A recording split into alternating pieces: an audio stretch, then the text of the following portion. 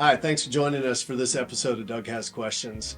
If you enjoyed today's conversation, please like, subscribe. We're available if you want to watch us on YouTube, or if you just want to listen to the podcast version on Apple Podcast and Spotify. And each episode goes live on Thursday morning. So I hope you enjoy this episode, and we're happy to have you listening. Welcome to this edition of Doug Has Questions. My guest today is Haynes Visitor Center Tourism Director for the Haynes Borough, Reba Hylton. Thank you for joining us, Reba. Yeah, thanks for having me. Get a little bit of your life story, and then we'll talk about tourism in Haynes. How's that sound? That sounds good. Yeah. All right. So let's start with the story of Reba first. Where did that begin? Well, I was actually born in North Carolina. My parents kind of traveled around a lot. My mom, I'd like to talk a little bit about my mom first, because this really is a big foundation of who I am. My family on my mom's side came over from Mexico in the late 50s. And they were actually brought over by the government to work, because there was a program back then. I didn't look it up what it's called, but like there was incentives to come be citizens in the U.S. and to get work, and they did. And so, being a migrant family and a family of 12, they have 12 siblings. My mom was one of 12. Your mom was one of 12. My mom was one of 12, not me. Okay. But still, But still, it's kind of a big deal. I mean, just to think how... So when they came over, she was a kid? She came over with her family when she was a child, or was she older when she came over? They've already had 6 kids, and she was born in the U.S. soon after they arrived. So she was the 7th, and eventually they had a total of 12 kids. And once they reached 7th grade, they had to leave school, and they worked the fields. That was just kind of their life back then. So, like, I was the first generation to go to college, even from all of my cousins, which is kind of crazy. Wow. I know, right? It's not that far removed. No, so they went to North Carolina to start, or that was where you were born, but where did your mom's family, when they first came into the U.S., where did they start working the fields? In Texas, in McAllen, Texas, which isn't that far over the border from Mexico. And was that... What crops did they ever tell you, or was it just whatever was in season? Lots of what was seasonal. They did a lot of cotton, they did a lot of oranges, they did strawberries in Oregon, and that's kind of like where I ended up growing up, where my family is from. But like, my brother was born, I have a younger brother, he was born in Florida, and then my sister, who was younger than me, was born in Oregon. So it was kind of always just part of my family and moving around and migrating, like migrants, right? And so what kind of stories was your mom telling you about? Because I imagine before 7th grade, before they got out, when they're working full time, they were probably still working when they weren't in school as well. They absolutely were. Well, it's interesting because when I got into high school and I had to contribute to the family when I wanted my own things. Like, my mom was like, you're not going to work, because once you start working, you're never going to stop. And so for her, it was really important that I didn't work through high school. She let me do seasonal things in the summer, but I couldn't hold a job down like as a student. She just wouldn't allow it. So that was always really interesting, but I definitely am a hard worker, and that comes directly from my mother. Absolutely. So, yeah, right. And so once they finally settled down, her and my dad, my dad's side is kind of the opposite. They, very solid Baptist family. My grandfather was a preacher man, and also kind of migrant as well, moved around a lot as well. And then but eventually my family, my mom, dad, and all of us settled in Oregon. And how'd your mom and dad meet, and where was that at? They met in North Carolina when she was working the fields. And they were Catholic, but they still would like go to church, and like, you know, there was a lot of big community going on in those kind of areas centered around migrants, so trying to get people into churches and whatnot. So that's kind of how they met. Yeah, the dynamics were incredible because a Southern family, and my dad meeting a Mexican woman, and very Mexican. Like, my grandmother did not speak English. She never learned English. She wouldn't fly in a plane. She wouldn't take an escalator. I mean, it was like definitely third world, old school culture that she came from. And a lot of that is passed down to my mother. My mother to this day doesn't drive. She just Really? refused to drive. Yeah. Yeah. If she can find somebody else, good for her. Yeah, she's There's doing nothing okay. wrong with that. Yeah. Yeah, so definitely an interesting childhood, but some of that shaped me a lot because I never learned Spanish. And for the longest time, I Really? was like, yeah, once I was older, I kind of like, resented that. I was like, that's such a great opportunity, right, for someone to learn Spanish. But my mom experienced a lot of racism, including from my father's family. Well, that's what I wanted to ask you about with Yeah. Southern family, Mexican girlfriend's wife. Yeah. What kind of backlash was there? Because they were getting married, I'm guessing 60s, 50s, 60s? In the 60s. 60s? Yep, around 66. I think they were married in 1966. Yeah, and So I was that born in couldn't have been- 1968. That couldn't have been easy for them. No, it wasn't easy for them. It wasn't easy for them. Hence, they moved away from the family and, kind of made that transition over to the West Coast. The West Coast is a little bit more accepting of mixed races. But my mom had some interesting stories that I don't want to get into about some of the racism that she experienced from family members and non-family members, just from strangers. And so it took me a long time to understand why she didn't teach me Spanish. And I've talked to several people, a lot of indigenous people, going through tourism conferences and whatnot, about how this generation of mine was pretty whitewashed. Like, you need to be like the Brady Bunch. It's not okay to dress different. It's not okay to speak a language that's different. And our parents wanted that for us because they were protecting us. Mm-hmm. And so that is just a really interesting way to be brought up, especially with current events and with wanting to show my son, because I'm a mother now of a 13-year-old who is learning about social studies and the Constitution and just relating that to current events it's a really interesting dynamic, because you want to protect someone, but you also want to let them know your truth and what I've learned through my own personal experiences. And yeah, it's intense. Was there any change in perspectives from the families over the years towards your mom and your dad? Was there a lessening of that as they saw them building a family and being successful together? Or was there still kind of that divide that you really they couldn't reconcile? They couldn't reconcile. Once we moved to Oregon, we kind of left all that behind. There were a few visits that happened throughout the years that I remember, but for the most part, they were never a part of my life again. And even my father my parents ended up divorcing when I was in high school, which I thought was kind of a blessing, because in the last couple of years they were fighting. And I've always believed that if you're going to be a parent, you need to show your child what they deserve in a relationship. And so for me, it was a good thing that they divorced. But that had to do with a lot of other issues. I think my mom was just married at a very young age, and they went through so much together. And she really started discovering herself, when she was married, that kind of thing, How old was your mom when she got married? She was 18. Okay, yeah, that's... Yeah.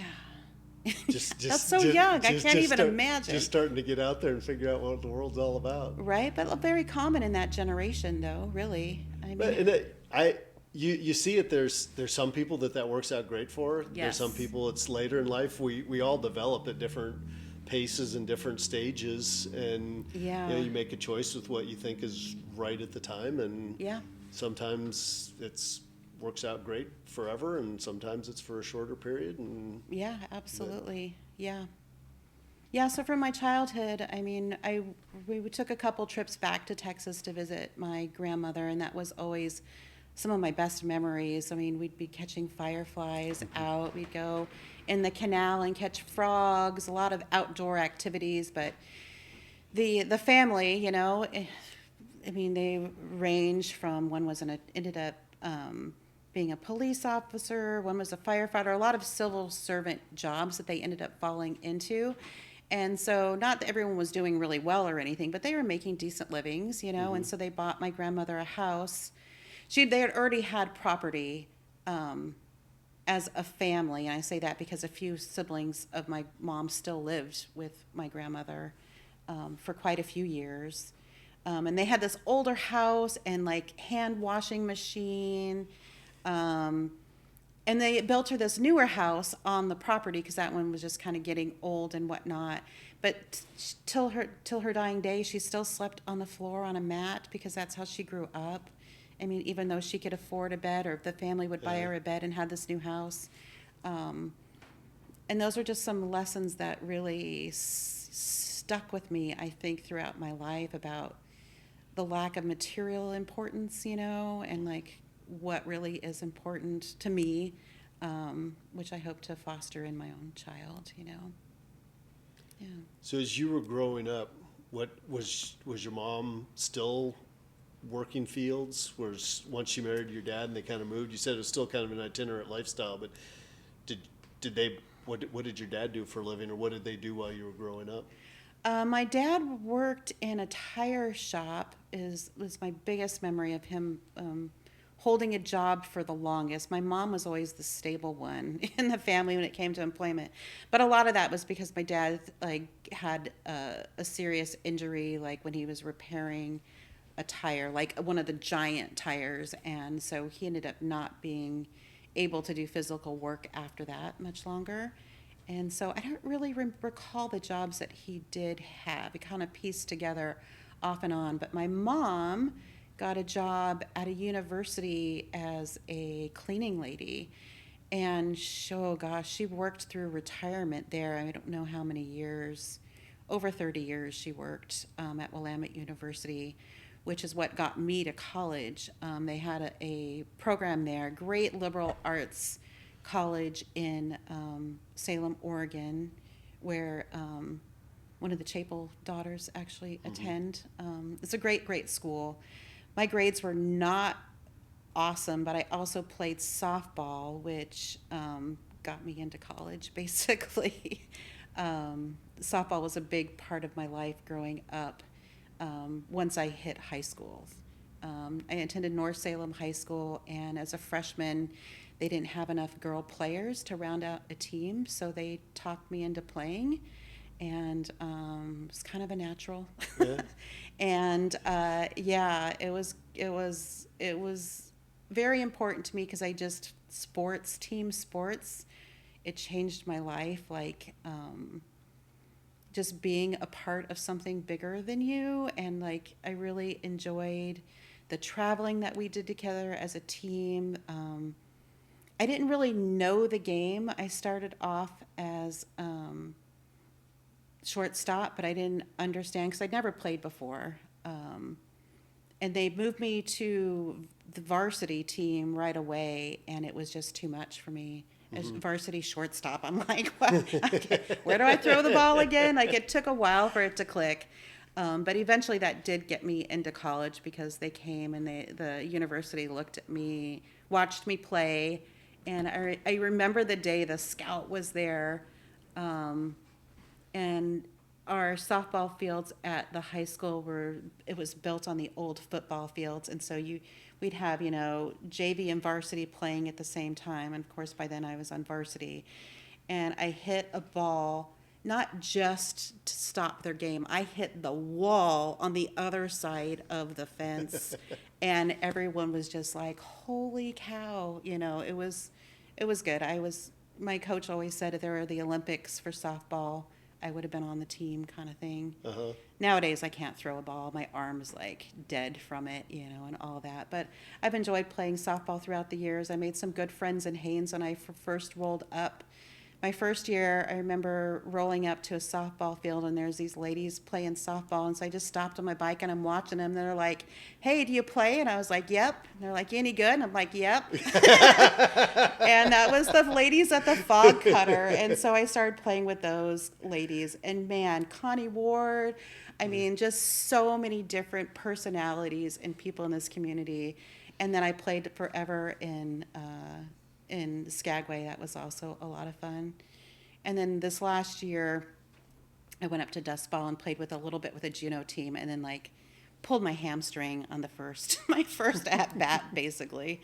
So I really don't play anymore, but my son plays and he's a natural, so it's fun to see that being carried on and my genes being like still going out there. It's great. Sports has a way of bringing people from a lot of different backgrounds together. Yeah. And it also, like you were saying, you kind of have that camaraderie and that teamwork that I've learned a lot in sporting activities over the years. Right? So much it's challenges and, yeah. The programs run right. And even, like you're saying, with the ladies softball, that they're kind of forming their own team and putting that together. And you've got your natural leaders on the team. They're making sure everybody knows what's happening and just having that fun atmosphere.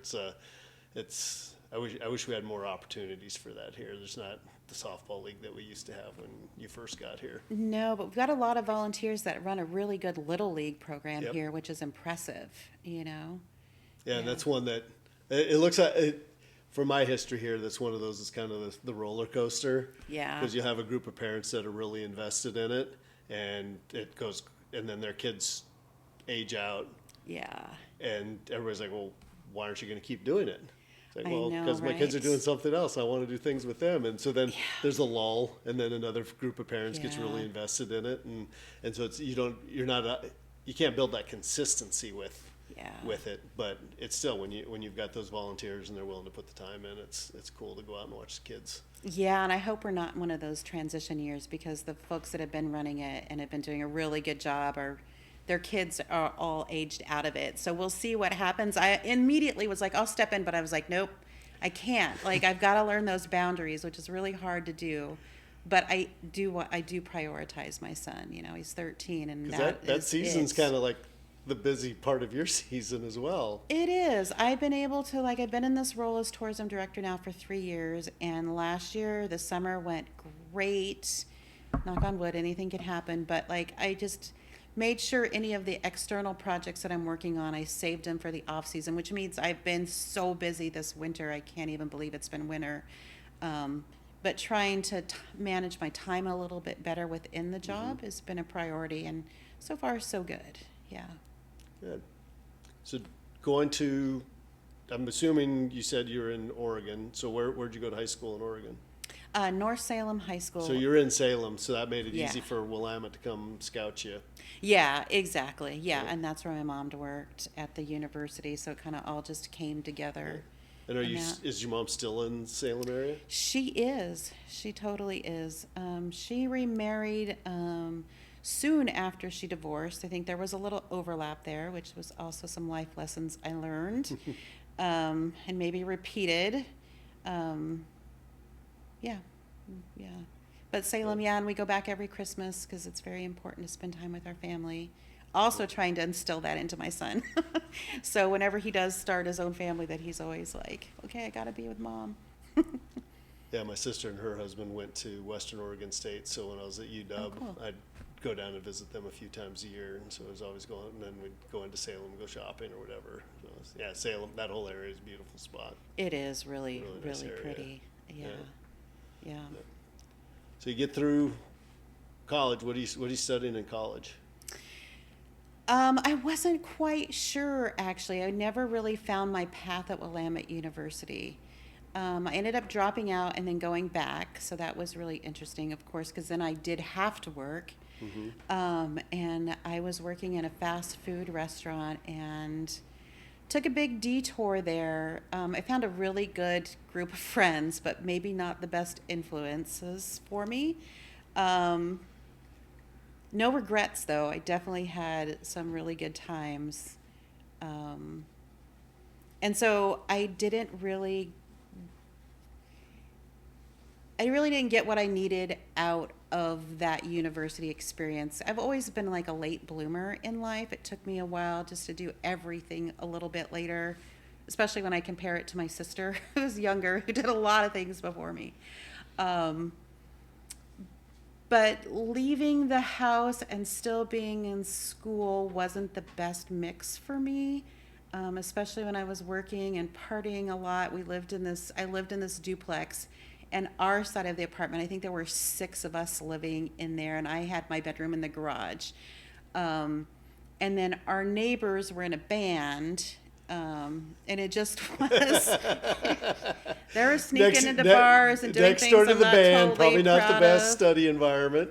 No, and we did some crazy, crazy things that I won't talk about. But I had a really good time, and I actually ended up going back to Portland Community College, but that was years later when I did find my path and what I knew I wanted to do or I thought I wanted to do. The love for it is still there, but it was early childhood education was what I ended up going back to school for. And that's kind of a big story because a lot happened between then and there. Let's dive into that. Let's go down that road. Well, What happened? I got married. That was one thing that Okay. happened. So how old were you then when you got married? Oh gosh, that is definitely something I tried to let go of, and I did let go of. The reason I'm asking is your mom was 18. Oh, I was a lot older than 18, that's for sure. Like I said, late bloomer for sure. But so I want to back up a little bit. During my waitressing days, because I went from fast food to waitressing, and I loved waitressing because it's just like, unlike now, like you go to work and then you leave with a pocket of cash and you're not thinking about work when you leave. Like, you know, there's no problems. Like you just show up to work and do your job and then it's done. I mean, yeah, sometimes you'll have the serving nightmare, you know, which is a real thing where you're, you know, in a banquet hall and you can never get to anything fast enough. Anybody who's ever waited tables or bartended, I'm sure has had those nightmares. But, I was waiting tables in a nice fancy restaurant for Salem, Oregon. It's still there, Da Vinci's. They just, I think, had their 30-year anniversary. Really great place, family run, good food, high dollars. It was walking distance within the state capitol, so you had a really good clientele. Yep. And I served this table, and there were 2 younger men at the table that were similar to my age, and it was one of their birthdays, and they're like with their families having a nice big dinner, and I was their server, and they invited me, say, hey, the parents are, you know, going home after, but we're going to go to this bar. You should join us. And I was like, I don't know, but then they said where they were going, and I knew the bartender, and I was like, okay, maybe I'll show up, whatever. And I showed up, and I instantly hit it off with this man. I feel like we were kids at the time, even though we weren't kids. I had to have been like 22 or so at that time, and this is not who I ended up marrying, but it very much has to relate to the story of how I got married. And we hit it off. His name is Brett Jaspers. I do want to name him because he's no longer with us. But we instantly fell in love. He was a teacher. He was just an incredible guy. He played guitar, very, very musical, very, very passionate, smart, maybe too smart for his own good sometimes, you know, one of those brainiacs. And I don't know, I think I was the free spirit that he needed, you know. Mm-hmm. He had just finished school, was recently started teaching. He's had this path. He had the same girlfriend since high school kind of thing, and they had recently broken up. And so we fallen madly and deeply in love, and within 6 months he wanted to marry me. And I was like, no, we just met. You're my first serious boyfriend, like really my first true love. And I was like, I love you, but I do not want to marry you. I don't want to marry you right now. Let's not. And he was just hell bent. He wanted kids. He knew he wanted his life, what he wanted out of his life. And we kept trying to make it work for another 6 months or so, but he never would give up on it. And then eventually he's just like, I'm sorry, like, I really want to get married and have kids. And I was like, okay, but like, not yet. Like, let's just cool things off. And I don't know why I said no. I just knew I needed something else, even though I loved him dearly. There were a few red flags about his personality and whatnot, like one wanting to marry someone you just met, basically. Sometimes that works out for people. Sometimes it does. Sometimes it does. Yeah, but I just wasn't ready for that. And so he ended up getting back with his high school sweetheart after he broke up with me, and it crushed me. Mm-hmm. It was horrific. I still loved him. It was horrific. And eventually I met someone else, and within a year's time I met someone else, and from the get-go, I didn't want to go out with him, but my friends are like, "Are you kidding me? This guy is perfect." I'll refer to him as Opie because it's wholesome. His family, like his brother was a staffer for Senator Wyden. His dad was a city manager of Bandon, Oregon, for a long time. And he was just out of grad school making six figures. And when I met him, he was still in college, but he was, finishing up. And he fell madly in love with me. And like for the first time, even when we went on a date, I was like, I don't want to go. And my friends were like, you got to go. Like the whole relationship was like that. Even when he asked me to marry him, he had a beautiful ring, and I was like, oh, I don't know. I knew I didn't want to, but he's like, just put the ring on, just put the ring on, and let's see how you feel. And so I put the ring on. The next thing I know, I'm walking down the aisle like it had this life of its own, and I loved him and I cared for him, but I wasn't like in love with him like I was with Brett. So that was doomed from the beginning, but he facilitated in me so much. Like, it was definitely a good thing in the long run for me. I mean, because he was, like I said, he's Opie. He was an amazing guy. And he was like, you got to stop waiting tables. What do you really want to do? And so, like, he supported me during school, but not just the support, like the emotional support, the support of like, let's follow your dream. What is your dream? And so that was a beautiful thing about him. But Brett's marriage did not last very long. And within a year's time, he came back to me after I'd been married. And I wasn't happy. I wasn't unhappy, but I just wasn't happy like I knew that I deserved. And so when Brett came back and he was just like, you're the love of my life. I'm so sorry. I don't know what I did that for. I'll wait for you kind of thing. I was like, oh my God. I had an affair with him, and I didn't want to be that person. It was the Thanksgiving, and I was supposed to meet my husband down in Southern Oregon, and I was like, okay, give me a couple days, and I ended up going up to Washington instead with Brett, and then met him. And I came back from that trip after Thanksgiving, and I was like, you guys, I'm done. Like, I can't do any of this, so I kind of left them both to find myself. And that's when I first got introduced to Alaska, because I had met randomly just shooting pool in a bar this amazing being, Karen Faust, who I love dearly, who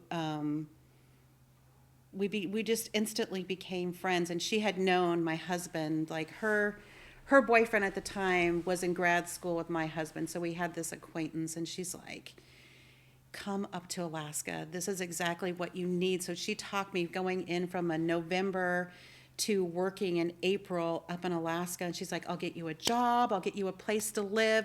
Just come spend the summer in Alaska with me. And because I was finishing my degree in early childhood education, I had my summers free. So I got a job with Chilkat Guides and rented a room in Bill Fletcher's house, which Alaska I was like, this is kind of just an escape from you, because you had completely. all of this emotional energy going on with moving on from two different relationships at the same time. Yep. Your marriage is pretty much over with. Yep. And Karen offered you an escape. She offered me escape, and I think that's very, they always say people in Alaska, they're either running from something or running to something. I was definitely running from something, but it found my path here. It changed my life. Like, I didn't expect to come up here and move up here. What was your first summer in Alaska? What year was that? 1996. Okay. Yeah, working for Bart Henderson.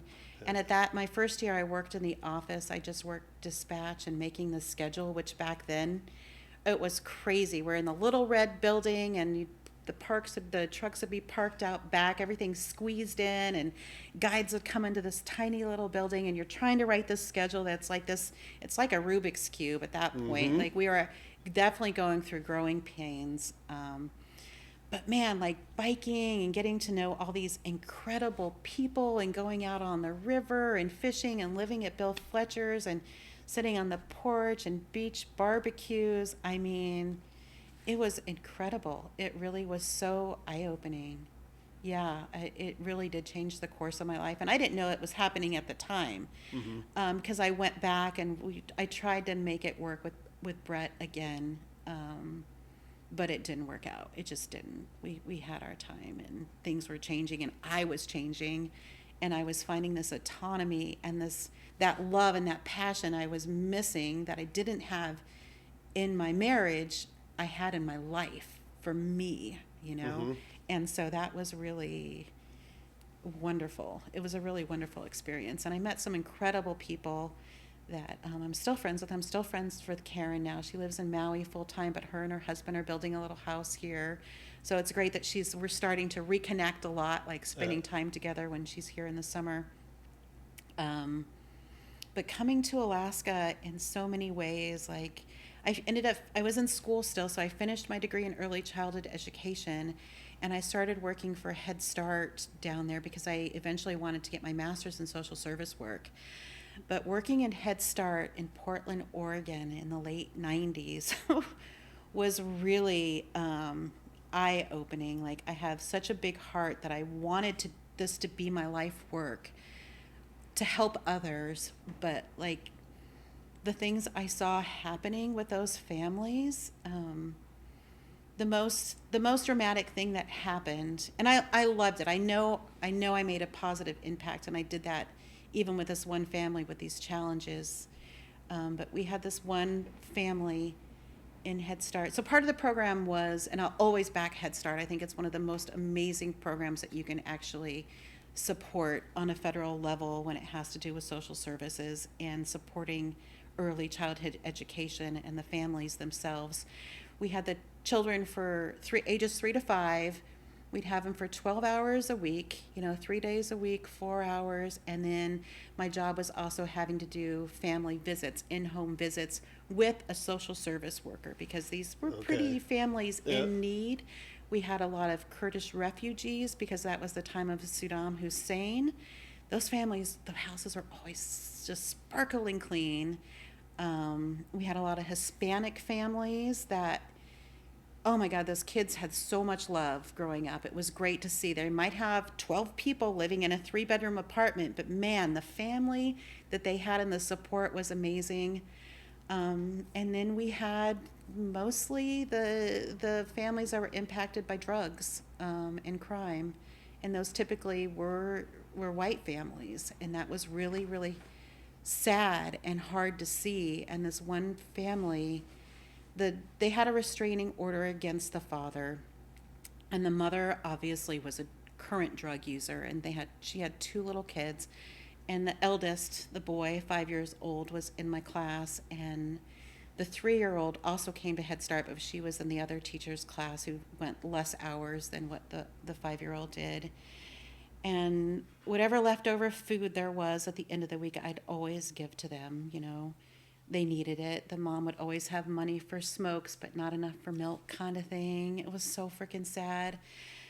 But with the restraining order, knowing that had happened, the little boy came to school one day with a little black eye, and he, trying to befriend him. Like, obviously had a relationship with him already, but he divulged to me that it was his dad who did it.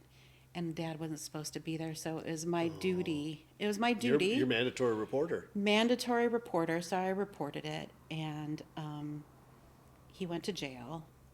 And within 48 hours in jail, this man committed suicide. And that was the best thing that could ever happen to this family, that little boy. Holy cow. And that's pretty Sure. messed up. Yeah. But that was the best thing that could have happened to that little boy. He had already had a part of him that was dead. When people talk about mass shootings and stuff happening in school kids, like, one day that kid could have been that kid that kills other people. Like, he had a short straw. Yeah. And it was really sad. And that mom, oh. She should not have had parents. If I could have one superpower, it would be the power of sterilization. There are some people on this planet that should not have kids. And that is not fair to kids. It's always the kids that suffer. Absolutely. And that was something Cesar and I talked about, and we're going to do another show. We're going to delve into it more longer, is talking about generational trauma. Yeah. And how the trauma from other generations, unless you start acknowledging it and understanding it and treating it, it just compounds and compounds, and you get people in those situations. And I guess that as you're telling me that story, the thing going on in my back of my mind, because you're talking about these families that there's 12 in a house, but they're just full. The house is just full of love. Yeah. And you got these other houses. Did you at that time, or even looking back on it, can you see things that this is the reason, or was it just somebody gets into drugs, somebody gets into this, or that seemed like it. And I guess the reason I'm looking at that, Reba, is how do we break this cycle? Because there's more and more. There's so many kids that are in that situation. I know. That how do we break that cycle? I don't know. I really don't know. But I do know that I do believe in the Head Start program very deeply. And I know we made a positive impact in so many kids' lives in so many different ways, and so many different types of kids are in those programs. And I vowed never to work in one here in a small community because I don't want to know the mess up stories. I'm sure it's different here where it's not like that. I mean, we know small towns have those problems too, but you can be removed from it in a bigger community. You just can be, you don't know. We don't see everybody at the grocery store and whatnot. But I don't know. I don't know what the answer is. Drugs are definitely an issue. But I think Systematic. the drugs are probably just, I think they're an issue, and they're also a symptom. Yeah. Oh yeah. Absolutely. Because a lot of it is the people that are using the drugs or alcohol or whatever are covering their own pain. It's a self-medication with whatever pain, trauma they've gone throughout in their lives. And that's one of those, I keep looking at these situations and hearing even family stories of my dad's childhood and kind of being abandoned. And you look at how some people are able to come out of that, but it's usually the ones that have support of some kind. Yeah. Like you doing that had to be really tough for you even though it's a mandatory deal, it's the right thing to do. There's still got to be some queasiness or uncertainty with you going, it's like, how is this going to work out for these kids if I do this? Oh, absolutely. Right? I doubted it. I didn't want to make the call, but I knew I had to. You had to. But there's people that don't make that call. I know. And I get that too. I mean, I doubted it for years until now I can look back at it and go, that had to be done, and maybe those kids now, I don't know what their lives are like, but maybe they've got some help. Maybe they're actually been reached and have that help. That 3-year-old girl had been sexually abused by her father. Yeah. 3 years old.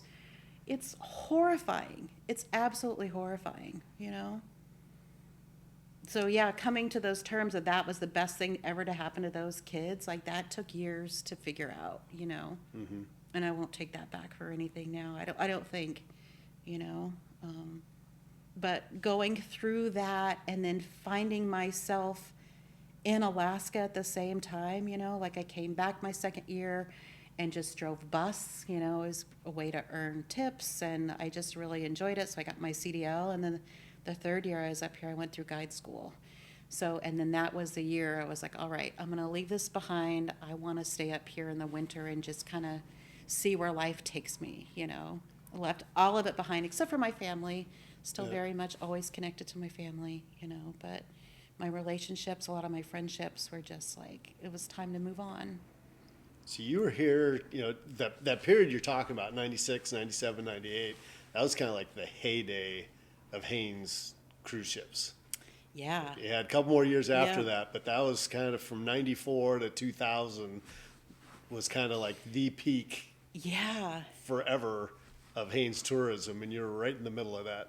I was making my money as a guide, you know, saving up my tips. I always did really well, and would live off that for the winter months, you know. I traveled a lot. I go to Hawaii. I ended up getting an off-season gig, and I was fish tagging for NOAA for the month of October, so I was able to piece together work. Where were you fish tagging at?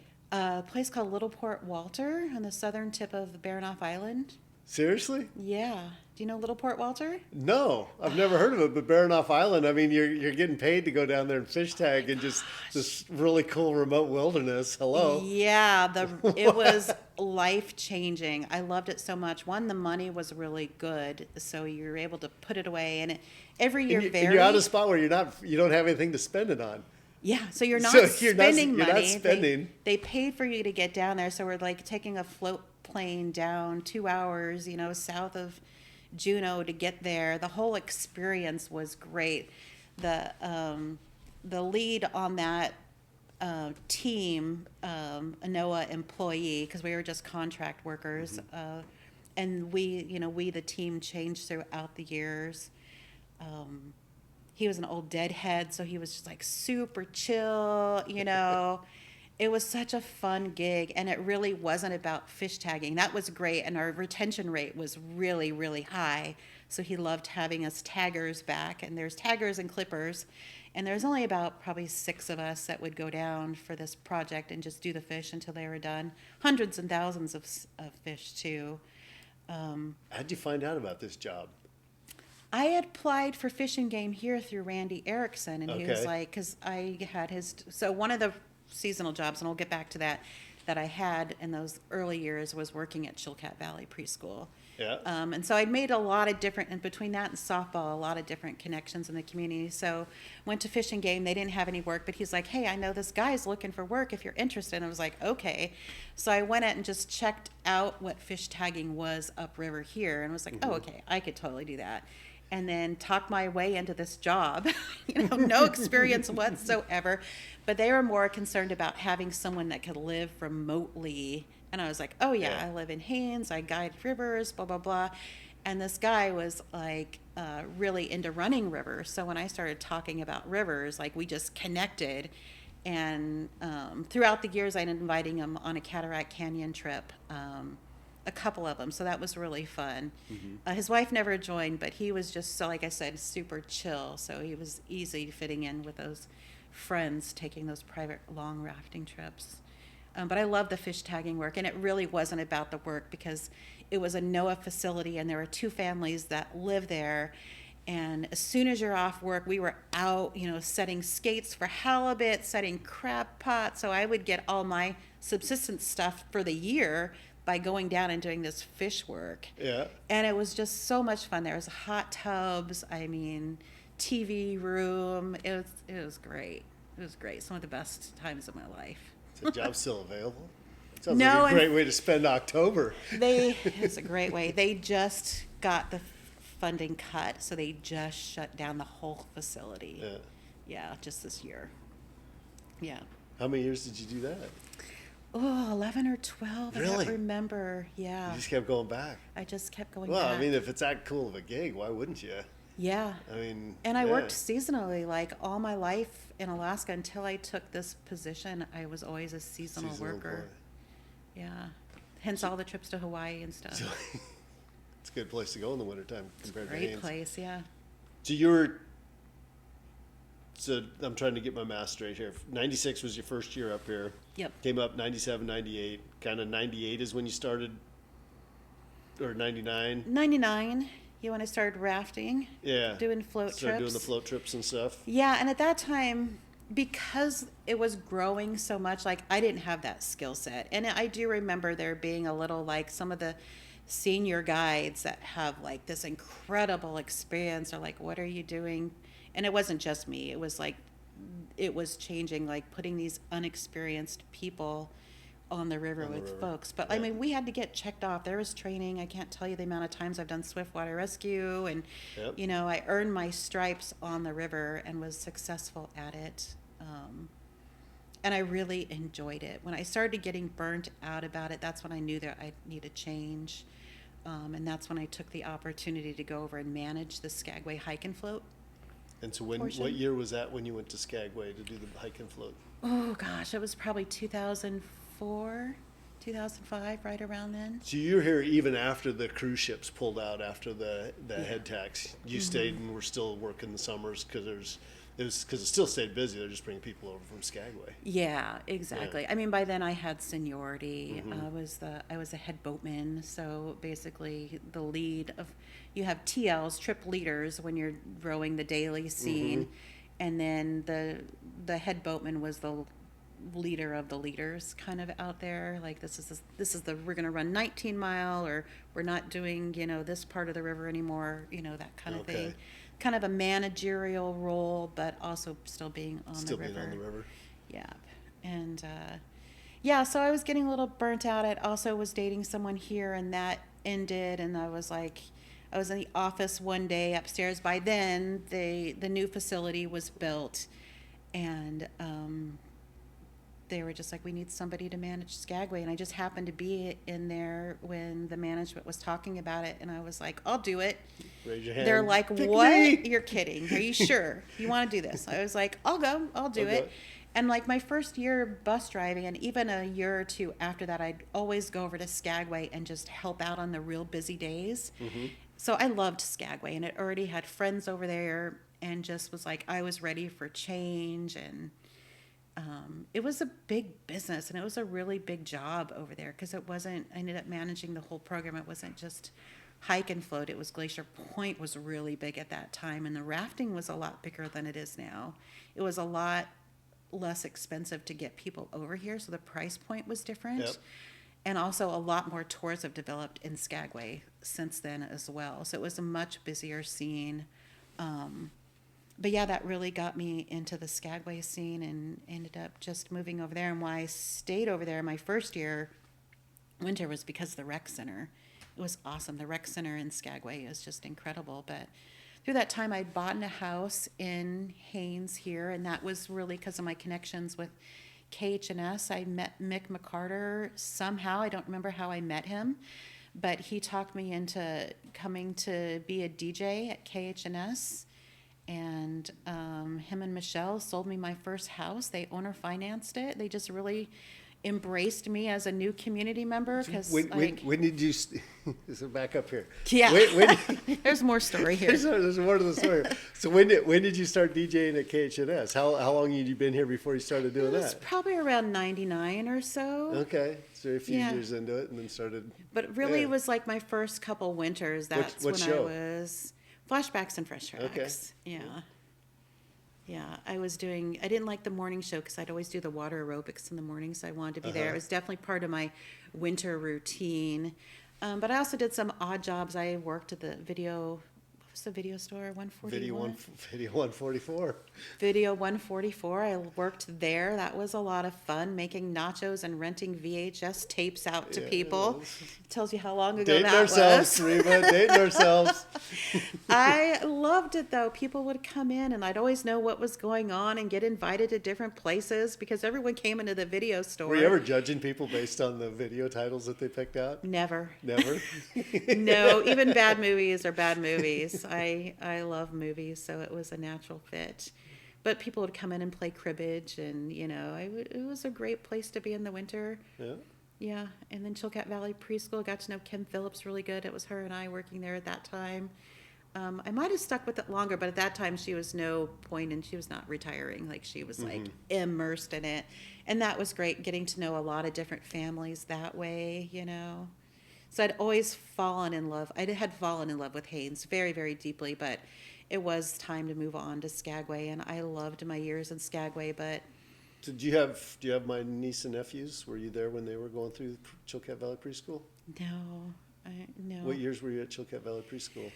Well, the kids now were like, if I can think about them, Fletcher Sebens, Okay. Dawson Evenden. Yeah. Year after me. Year after year. Or So You were before. there, right? No, I think, was it you or your brother? I think one of you.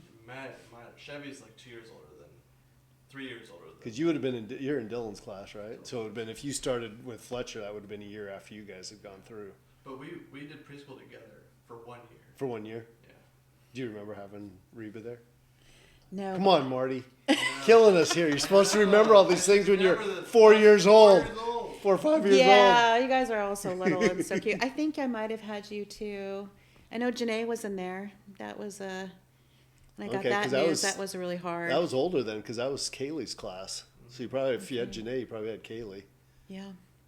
Yeah. I don't remember how many years I worked there though, but for a few years, definitely.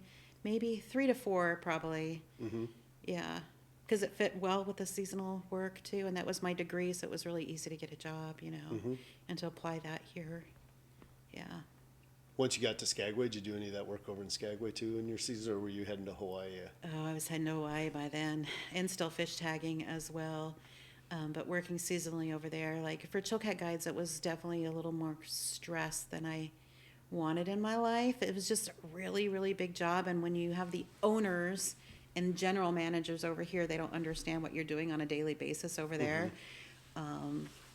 So at one point, I had kind of just had enough of it after a few years, but White Pass scooped me up pretty quickly after that. So for that next season, it wasn't hard finding a job over there. It still probably isn't hard finding a job in There's Skagway. a lot going on in Skagway. A lot going on in Skagway, and a lot of opportunity. So in 2008 was my first year working for White Pass. Or was it 2007? 2007 or 2008. And what'd you start out with White Pass?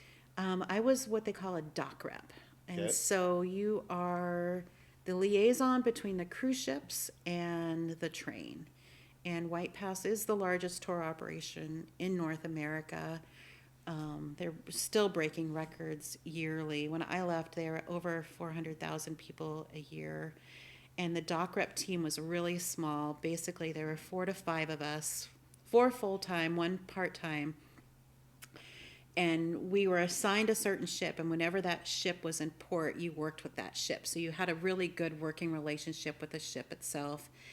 And then an incentive program had started, but I kind of like took it upon myself to take that part of the job and run with it. I had she's still there today, a wonderful boss, and I eventually grew into a sales position. It wasn't a position that had been, she created it for me. Like it just was kind of my natural marketing and sales. That's kind of how I got into marketing, deeper into tourism, is by just, again, having someone in my life that facilitated like my talents. And this is where, to follow my passion. And so it was really great. At that point, they have one of the excursions, the Bennett experience that goes up to follows the Chilkoot Trail. They have the Bennett Station up there, and it's the most expensive train ride, but it's also the longest, and it takes you further. And that particular program was on the chopping block. I think we've talked about this maybe when I was in White Pass with you. Took you over. When we went over there and we're at Yeah. the office, I was asking you all about that, and you told me that story, but everybody else listening hasn't heard it, so continue. Yeah, so that program was on the chopping block, and my boss at the time was like, I'd really like you to focus on saving this. If we can save it, we need to get the numbers up or it's gone. And so I took that to heart because, you have at that time the eating house was open. You have the whole community of Carcross, which has been like this for tourism. And I knew if the train pulled out of there, it wasn't going to bode well for that community either. And so like I really felt driven, and also I really loved White Pass and the product that we offered. It was, that is the best train ride that they offer. So when they go to Bennett, not as somebody that's never been on the train, Sure. everybody gives me a bad time about that I've never been on a long trip on Chilkat Guides, and I've never been on the train in the summer. The number, yeah. Wow. The number of customers come in each year, Yeah. and I recommend both of those. And like, have you been on it? Like, yeah, no, not yet. But I've heard it's amazing. Both So when are they get to amazing. Bennett, that's outside Carcross, right? So is there? Do you have the opportunity to get off the train and then like Yeah. go into Carcross and everything, and then come back? How long? Yeah. How much time do they have at So Bennett isn't actually in Carcross. It's on the way to Carcross. So when you're taking the train north, you pass Log Cabin, which is where the road crosses it, and you keep going, and then Bennett is basically the end of the Chilkoot Trail. Yep. Which I highly recommend hiking when it's open again. Right now, it's currently not open. Another thing that I haven't done that I've been told that I need to do. It's great, especially There's when a you long can take list, the train Reba. out. Yeah, There's a long list, Reba, of things that I should do and haven't. you gotta do them. Summers are busy. They are busy, but you have to make the time. I found what works for me is I put it on a calendar, and then you start making it happen. My little motto in life is you think about it, okay, this is something I really want to do. You say it, it starts giving it energy, and then you just do it. It's that easy. You think it, you say it, you do it. I also grew up in Oregon, so it's kind of a little like the Nike, just do it. Just but do it. It was, yeah, that's part of me. But like the Bennett train ride, I'm not sure what they're calling it these days, because I really fought to get Yukon thrown in there because people don't understand what Bennett is, but they understand what the They know Yukon what the is, Yukon right? is. That's iconic. Absolutely. Yeah. And so you can take the train, and then once it gets to Bennett, which is at the end of the Chilkoot Trail and at the, I guess southern or western end of Lake Bennett itself, it's like an eating house. And now it's just a museum. But the first few years of this tour, it was you'd stop and you'd get lunch there. Now lunch is just served on the train. But you get typically 30 to 60 minutes there, I think, maybe 45 minutes, depending on the train schedule, if everything's running on time or not, to wander around. And so you get to go up to the trail itself, and there's an old church there, and there's a beautiful viewpoint that you're overlooking the entire lake. And so you get to make that 45 minutes whatever you want there. The train guides or there's usually somebody there to talk to, that kind of thing. And then the museum itself is there. And then you get back on the train, and it's another hour or so to Carcross, and that's where you get fed lunch, and then you take a bus back from Carcross. Okay, so the train's just one way. The train's one way and then bus the other, and they do it in reverse because And so that busing people up and going, Yeah. that makes sense. Yeah. Yeah. So it's a great experience, and White Pass was wonderful. I loved working for that company. I did leave in 2018 when Carnival Corp came in and bought 45% of it, and the other Bob Berto's entity bought the other 55%, and I was ready for change. It seems like that 10, 11-year mark for me had been like historically, that's how long I was at Chilkat Guides. I was at White Pass, and I was just ready. I like to be challenged and always kind of like, I don't know, productive and not, I don't like stagnation. And it's not that I get bored. I just always want to be challenging myself and learning more. But I don't really have a lot of set goals. I just like, where's the path taking me, and like choosing my own adventure kind of thing as doors do open, because I think if you're open to them, there's a lot of opportunity. And so in 2018, Skagway Brewing moved into their larger facility, and I don't remember if I quit first or if I was I feel like I was wooed over. I remember having dinner with the owners and a big group of friends, and Mike Healy, the owner of Skagway Brewing, was like, oh yeah, and we're so excited. We're sitting in the old brew house, small one, and he's like, I want to hire this marketing director. I'm so excited about this new place, blah, blah, blah. He's like, if anybody knows anybody, like send them my way. You like raising your hand? No, Not yet? I thought about it at the time though. And so I went and talked to him after, and he's like, Reba, I was hoping you would come and see me, like, because I was like, that job, he totally set me up for it. But he is brilliant that way, and I loved working for White Pass, but I loved working for Brewco. I mean, that family is amazing, and Mike is such a hard worker, and he does right by his employees. Being there through the pandemic I mean, I remember him coming to us individually as managers and not to the whole staff, but his core group of managers that he relied on. It's a very big undertaking to move from that small building to that big one. And he invested a lot, not only, in the building and growing it, but like in his employees as well. And during the pandemic, he took each of us into his office and was like, what do you need to make it through this year? What do you need every month to pay your bills? And that stuck with me. That was it was incredible to have that kind of support through a small business owner. It was really sad for me to leave, but like as a single mom, I wanted health care. There are a couple things that he couldn't offer that I know he wished he could. But I really enjoyed my time being the marketing director for Skagway Brewing.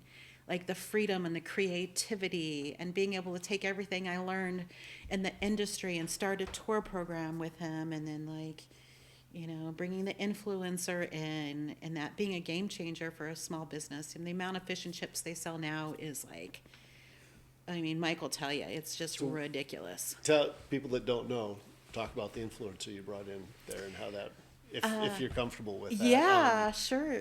How that changed that. Her name is Christine Kesselo is her last name. She has over 1 million followers now on Facebook. She also does Instagram, but Facebook's like her big following there. And I had met her in my White Pass days, and she, like, you get really close to the ships. I have my ship friends. I call them my ship friends, but they're just as good. I just don't see them as often, but they are it's a close-knit group, because especially working with them for so many years upon years, and the managers don't change so much. So you always get to meet all these people from all over the world. Like if I want to go to South Africa or Spain or you name it, I probably have a connection there. Yeah. And so I've been able to meet all these different people, and like what I love about it is like my connections are genuine. Like if I didn't connect with somebody, I didn't have to spend time with them. But if I did, like I was going to spend time with them because it was just a way of life. And so I met Christine. She was dating one of my Shorex friends, and we just hit it right off. And then, she's just a very giving, genuine person. And I was like, do you want to come into Bruco kind of thing, and have lunch? And basically it's just a trade for food. And because she's very genuine, like what you see is what you get. She always has her phone on, but like, that's it. Like, and she's the one that, like, if you're stopping in Skagway, if you want to know what the best things to do in Skagway are, all the different ports, because she's kind of on a ship most of the year, right? Yeah, so her little unique thing is that she has married an officer on board, and she used to work on ships, but now she is an influencer. That is her job, is social media, and she's got contracts with one of the jewelry companies. And what's really great about her too, or from a marketing standpoint, what's great about her is that her demographic are people who cruise. So you've got your target market down, right? And they're listening to her and her advice about where to go and what to do in each port, where to eat, what excursions to take, whatever it is. She'll go into a grocery store and be like, the Skagway grocery store ones are funny, and you've got a lot of views, but they're very true. Like, she tells it like it is, but in a very kind way, because that's just who she is. And she genuinely loves the Bruco products, which is great. So the fish and chips there, which, the spiel was, they're caught over here from, a local source locally from Haynes, because that's very important to Mike and how he does business. And so it just translated to a really good working relationship as well. And so I've had her to Haynes twice, I think, and I'd like to get her again, but like she's just so busy now. It's really hard to get time. And I've been so busy, but I definitely want to focus on that more, whatever I can do to help Haynes. And she's all about it too. Yeah, I've watched the videos she's done of Haynes that you've forwarded to me in the past. And yeah, you can see that she's got it's not just she's just filming it. You can tell she's enjoying what she's doing. Yeah, exactly. It comes across really easily. Yeah. Yeah, and so when the the marketing job opened up over here. Well, part of my job So is before we marketing. get to that, though, Okay, sure. I have so much. You got a lot in Skagway that we haven't Yeah. covered here. You're also on the assembly in Skagway. Whew, What led to yeah. you getting involved in politics in Skagway? Well, I'd always kind of, not always, like in my time in Skagway, I started paying attention more, right? And quite frankly, I was inspired by Bernie Sanders. In 2016, he was running for president, and I became a delegate for the Skagway area and went up to Anchorage. And so from that experience about finding somebody in politics that I admired and I believed and I heeded his word of like, be the change, get involved on the local level. It was like, yes, sir. That spoke to me. I feel like I can't affect anything that's happening in Washington, D.C. and globally, but I can have an impact here, right? And that's kind of how I lead my life. Like you affect those around you in a positive way. And in turn, hopefully everyone else will be able to do that to someone else in some way, right? Spreading that kindness. So that really made me pay attention more to things on a local level. And I had participated as, a member of the public coming in and saying my piece about a few things when those topics would come up. So I wasn't unfamiliar with the process, and I'd listen to meetings here and there. But once the pandemic hit, and I had more time on my hands. We all. Yeah. Similar problem. Right, exactly. And I wasn't happy with how we were being represented. I felt there was, and I know in small towns there are conflicts of interest. I get that wholeheartedly. But for me, there were some conflicts of interest that I thought were not okay. And so I decided to run against some pretty established members. And I unseated them, so I was very happy about that. But there also wasn't a representative from tourism. On the Skagway City Council, nobody was in tourism. Yeah, everyone's impacted by it, but there wasn't anybody. And I know Andrew Kremata, God bless your heart, I love you. I know you're friends with him too. I works on the docks. It's like, he never worked on the docks. He worked outside the docks. And if a longshoreman, maybe so, but they didn't really understand tourism. They understand tying up of ships and logistics, but like to have somebody had the full knowledge of the impact of tourism in the pandemic, I thought was vital. And so I ran and I got that seat, and boy, that was a lot. As you know, that was a lot to take on. So it was fall of 2020 is when you got elected to the Skagway Assembly? Yeah, it was. Yeah. It was a lot. I don't even know. It was such a whirlwind. We started recovering from the pandemic, and then the Rockslide hit. Yep.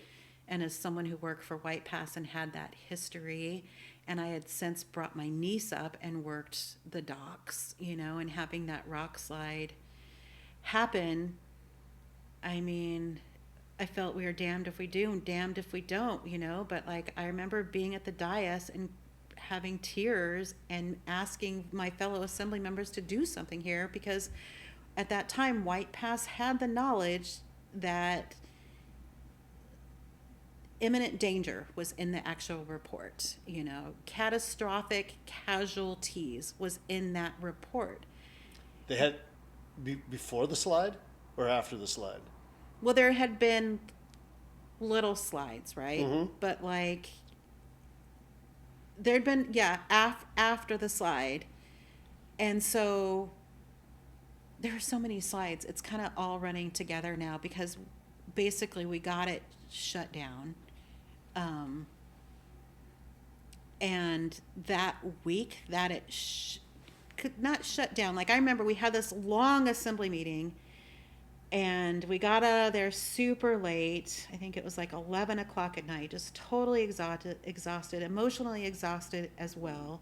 Because like I said, my niece was working on that dock, and coming out of the pandemic, everyone's livelihood is tied to those ships. It was a really, really hard decision to make. But the right thing to do, you have to do what's right, And like, it was my niece down there, my sister's child, my mother's grandchild, my blood, my niece, my heart. working those docks, and every single person crossing that path is somebody's daughter or son or father or mother or whatever it is. And the right thing to do was to close that dock down. And so I got up that next morning, like, okay, like, let's work with White Pass. And so I went down there and like we were like, move the barricades here, this goes here. Like, how do we still make it function by shutting it down, right?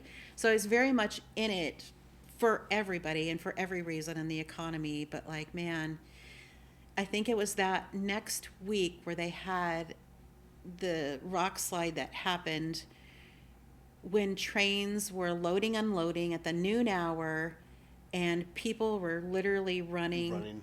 And there you can see the debris coming down. Like, that was just after we had closed it down.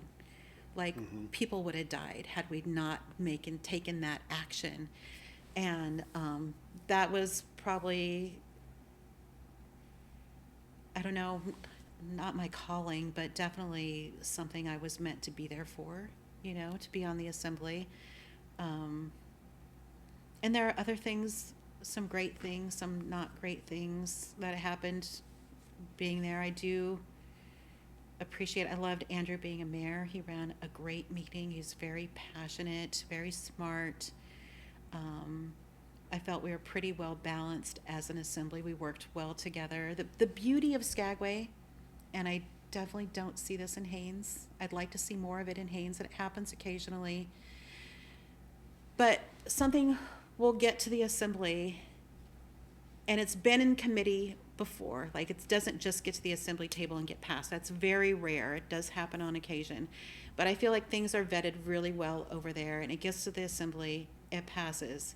And even the people that oppose it, there's just this natural acceptance of it. Like, all right, that's what our community has chosen, that's it, and you walk away. And you could still talk to somebody and you have those conversations afterwards.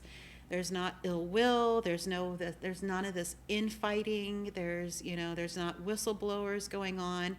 There really is this, it's a different feel over there. And I think that has to do with the community. One, everything is tied to tourism, right? Everything is tied to tourism over there.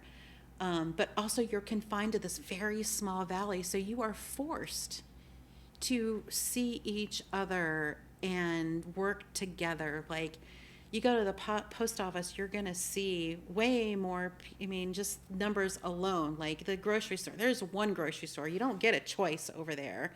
You're certainly not 2.5 grocery stores. It's like one small store and one gym, and like you're just forced to work together more and to look each other in the eye more. And here, I never see my neighbors. Like, I just don't run into them anywhere unless, I say, hey, let's go for a beach walk. And those are the people that live right next door to me. There are people that live here that I haven't seen since I moved back that I know that live here still, like, it's crazy. We were talking about this morning, that a lot of times at the store, people will come in and I'm asking, I'm like, who is that? Who is that? Yeah. Who is that? Yeah. Because it's a lot of it's my own fault, because I try and stay away from people as much as possible. If I'm not at work, I'm at my house, and a lot of people do that here. Try and just, and I think part of that is just doing as many public things as I have, and my dad was very public and very outspoken on a lot of things, and so I think I saw as a kid the blowback to a lot of that. Yeah. And the number of people that would hold things my dad said against my sister or I. And I'm like, that is crazy. I didn't say that. Right. That wasn't me, but yeah. I'm his son, and so I must have the exact same views. And so it gets hard, and it's especially, with you guys having the Rockslide or slide here, I don't know if I mentioned this on an earlier podcast, but there was a month or so after the slide that at the store, I was hiding in the back room. I was sweeping the loading dock. I was doing everything I could just not to be around anybody. I bet. Just didn't want to. Yeah. Didn't want to deal with it, and some of that carries over now. I do not enjoy being at the counter as much as I used to. Yeah. There's days when it fuels me, and there's other days when at the end of the day, I'm just absolutely drained and have nothing else, no other energy. I get that. But it depends, because I need to I force myself now to do it more, because there are those days that there are people in this community that absolutely just fuel me. It's just when you see them and you're hearing what they're doing, just they're just a ball of energy, and it's just great to see them. Yeah.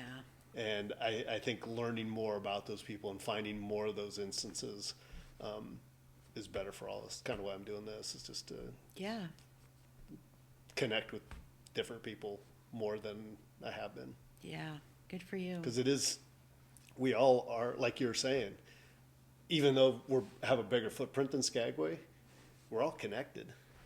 Now, something Gershon and I talked about, it's like 85-95% of the stuff that we want is all the same. Yeah. But it's how do you describe it and how do you get there? That's where we differ on those. And it's trying to come up with the means to bridge that gap of how do we describe it and how do we get there. Yeah. But I think, like with your situation coming up from the child development and everything, what you were talking about, I think it's understanding of the people's condition. Yeah. Being supportive of them, helping them, raising that hand, treating people with kindness. Yeah. Goes a long ways. And the only way you can get past that negativity is responding with kindness. Yeah. But it wears at you. It takes a toll when it's negative. It's really, I don't know about you, but it's really easy for me to slip into negative. I can slip into negative really quickly. I'm not going to demonstrate that, but I can slip in it, just because when a lot of the interactions that you see around, whether it's on TV, statewide, federal, whatever, the interactions you see in different groups, is that really negative, hostile. It's really easy to learn that, right? Yeah. We don't have a lot of people demonstrating a kinder way you used to decades ago, where you'd have leadership of whatever party, just how can we work on, we're all one, how do we work on this together? But the people have found out that it's a lot easier to raise money based on fear rather than hope. Yeah. I guess so. I choose not to live my life like that. Obviously I get angry. I'm only human. I make it a point to surround myself with good people and kind people. I take that back to my relationship with my dad. Like, after my parents' divorce and my dad did some really shitty things, I didn't want him in my life anymore. So I can make that choice. Mm-hmm. I don't need that in my life. And it's really harsh words when you talking about your own father, but you have to self-protect, and you have to know what's right and what's wrong. And luckily I could, the things that he believed in, I found my own path. And I do that in my daily life too, like, I'm not going to take someone's bullshit. Like, okay, what's my path to problem solve this issue? I don't have to take this from a community member about my job, or an elected official when it has to do with my job. I could be, what is my course of action to deal with this wrong? Mm-hmm. I don't have to get mad. I don't have to be upset. I'm not going to throw a fit. I don't have to undermine. How do I problem solve my way out of it? What are the next steps so they can be accountable for their actions without getting into too much detail? But the nature of Haynes is different, and you can talk a good game, and you could have somebody in here completely thinks different than you, and you could talk all you want, but it's the actions that matter. The conversations don't matter. It's the actions. And I live my life like that. And I hope we all can be better at that, helping each other. What action can you take to help somebody or to make our lives better as a whole? We should be doing that. But Haynes is different because we are so segregated just physically. We're segregated. We can have politics talk all day, but we all have... And I think the other aspect of that is Skagway knows their economy is tourism. Yeah. Oh, yeah. Haynes we have tourism, you have commercial fishing, you have small scale logging, you have mineral development, you have The clinic. you have the clinic, Healthcare. you have artists. I mean, School. you've got a ton of different, Which is great because way healthier. It's way healthier. Way It's more healthier. broad based. Yes. But a lot of people have their favorites, and that's going to be the salvation. And so instead of how do we Yeah. feed all of these, it's we can only do this one, or we can only do this one, or if you, it's. I look at it that the pie isn't just one size. Let's grow the pie Yeah. rather than keep it the same size and everybody fights over the slice. I agree. How do we make these? And I think there are ways, and I understand with fishing, there's a limited number of fish. We don't want to clear cut our forest. We want to make sure our rivers stay pristine and clean. Absolutely. And I think there's ways to do all of that and still have resource development. You look at what Harry did by putting in the cannery, reinvigorating the cannery when that was Yeah. down at Excursion Inlet and processing. And it seems like every year he's trying something different out there Yeah. to see what sticks. How can we make the product that we're catching, these fishermen are catching, he's buying, worth more? I think Yeah. it's great. Yeah. You got people like Zen Bathworks that are started off in Bill Finley's garage, and now Yeah. they're selling stuff to 7 continents. They're not using a lot of the wood that comes here. They're shipping it from other parts of the Southeast. But how do we come up with another idea that's actually using timber and Haynes to do Right. something similar to that? Yeah. So there's that. I think it's just getting how do we support the right people that got these ideas and how we can do that stuff. Yeah, I don't know what the answers are, especially after going through this whole Letnikov thing and ACL. That was really disappointing, you know. There is an opportunity for two industries to work together, and really it wasn't a conversation about what can we do for this cruise line. It was always a conversation about how can we get this dock built for our residents, for our commercial fishermen, for our subsistence users, you know, because being on the inside, knowing that it's going to find outside money is going to be very, very challenging. And a private entity seems like the way to go. But when, I don't know if it would ruin fishing. I don't think it would. I think these ships are very small, and we could have had a pathway there where that could have benefited everybody in our community. But when you have one sector speaking out so loudly against it, So what what do you do? So going down that road, one of the things that I was thinking about that is, would there have been a way to set the days that those ships were over there? Because usually your openings are usually Monday through Tuesday noon, sometimes till Wednesday noon.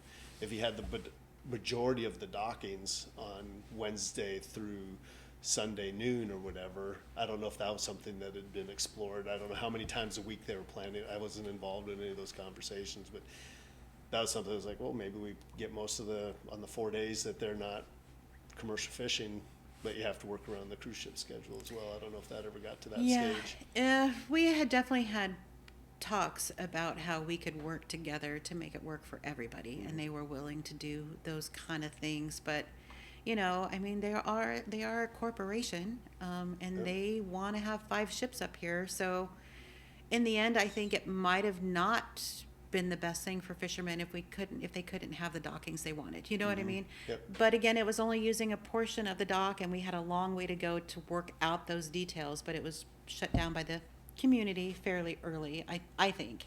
And I think it could have been handled differently by staff and by our elected officials.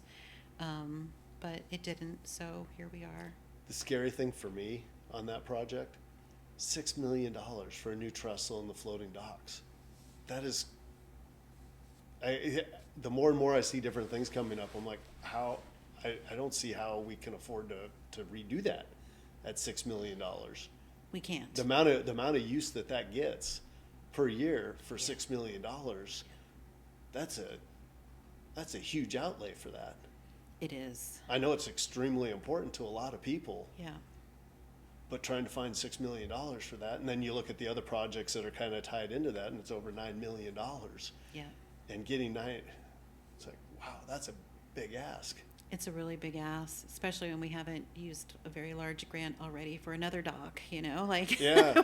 we And don't we- have and- the best reputation. And we have a public safety building that's about ready to fall in upon Right, itself. and those are priorities for the borough. I mean, they absolutely are, and this is not a priority. It was just a path forward that staff saw as a possibility, And I don't know, but where it takes us from here, we'll see.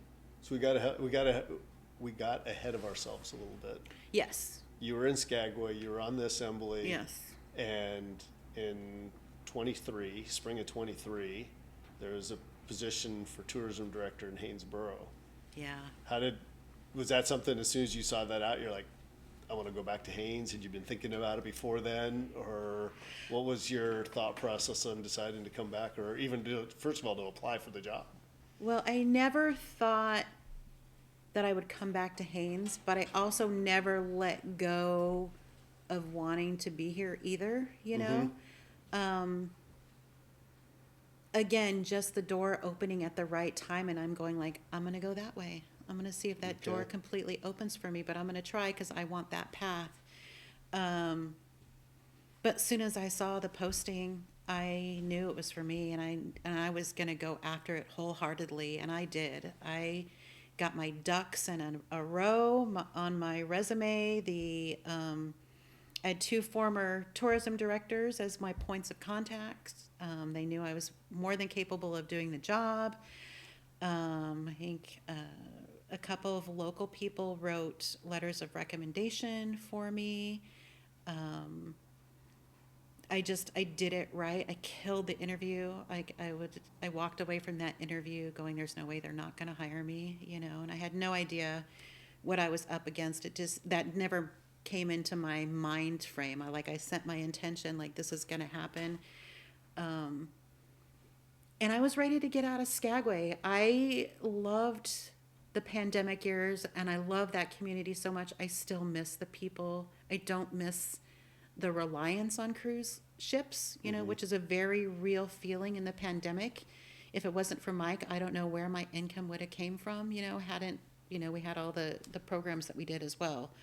But it was a very eye-opening experience. And then the time away being on the assembly, once work started up again, was really like all-consuming because, I have a child and I wanted a better life for him. And for me, a better life meant more of this, more wilderness, more time with him in nature was my goal. And so that is really why I left Skagway. And I miss it. I do miss it over there. And I'm not saying I won't go back. I might go back one day. I could see myself running a small business over there. But I know right now this is my path and where I'm meant to be. When I moved over here in 23, I was looking for a home to buy. I didn't plan on taking this job. I just saw it, and then I didn't think about the after effects and how things were going to fall in place, right?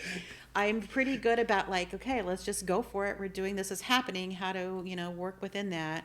And so I rented an apartment over here right away. I don't remember. I was in Hawaii when I applied for it because there was a big lull in time over here when Stephen, the former tourism director, left and the job got actually advertised. Yep. And so I heard about him leaving. So I was watching, I got everything all ready, right? And that happened when Emmett and I were in Hawaii on vacation. We were on a month-long vacation in Hawaii. I was splurging. I think a part of me knew that some big change was coming. You're probably used to the wind hitting the building. Oh my God, we're not gonna have a little Dorothy and Toto flying away in Kansas. Well, that's also something I don't miss about Skagway. It's like that over there for months on end, it feels like. How are we doing on the sound? Is it picking it up? We're fine. All right. And so, where was I? Emmett, you guys were in Hawaii on a month-long vacation. Yeah, we were on a month-long vacation island? in Hawaii. Big Island. Big Island. I've been to Yeah. other islands, so the Big Island is mine. Yeah. Every personality has a different island, and mine is definitely the Big Island. It's amazing.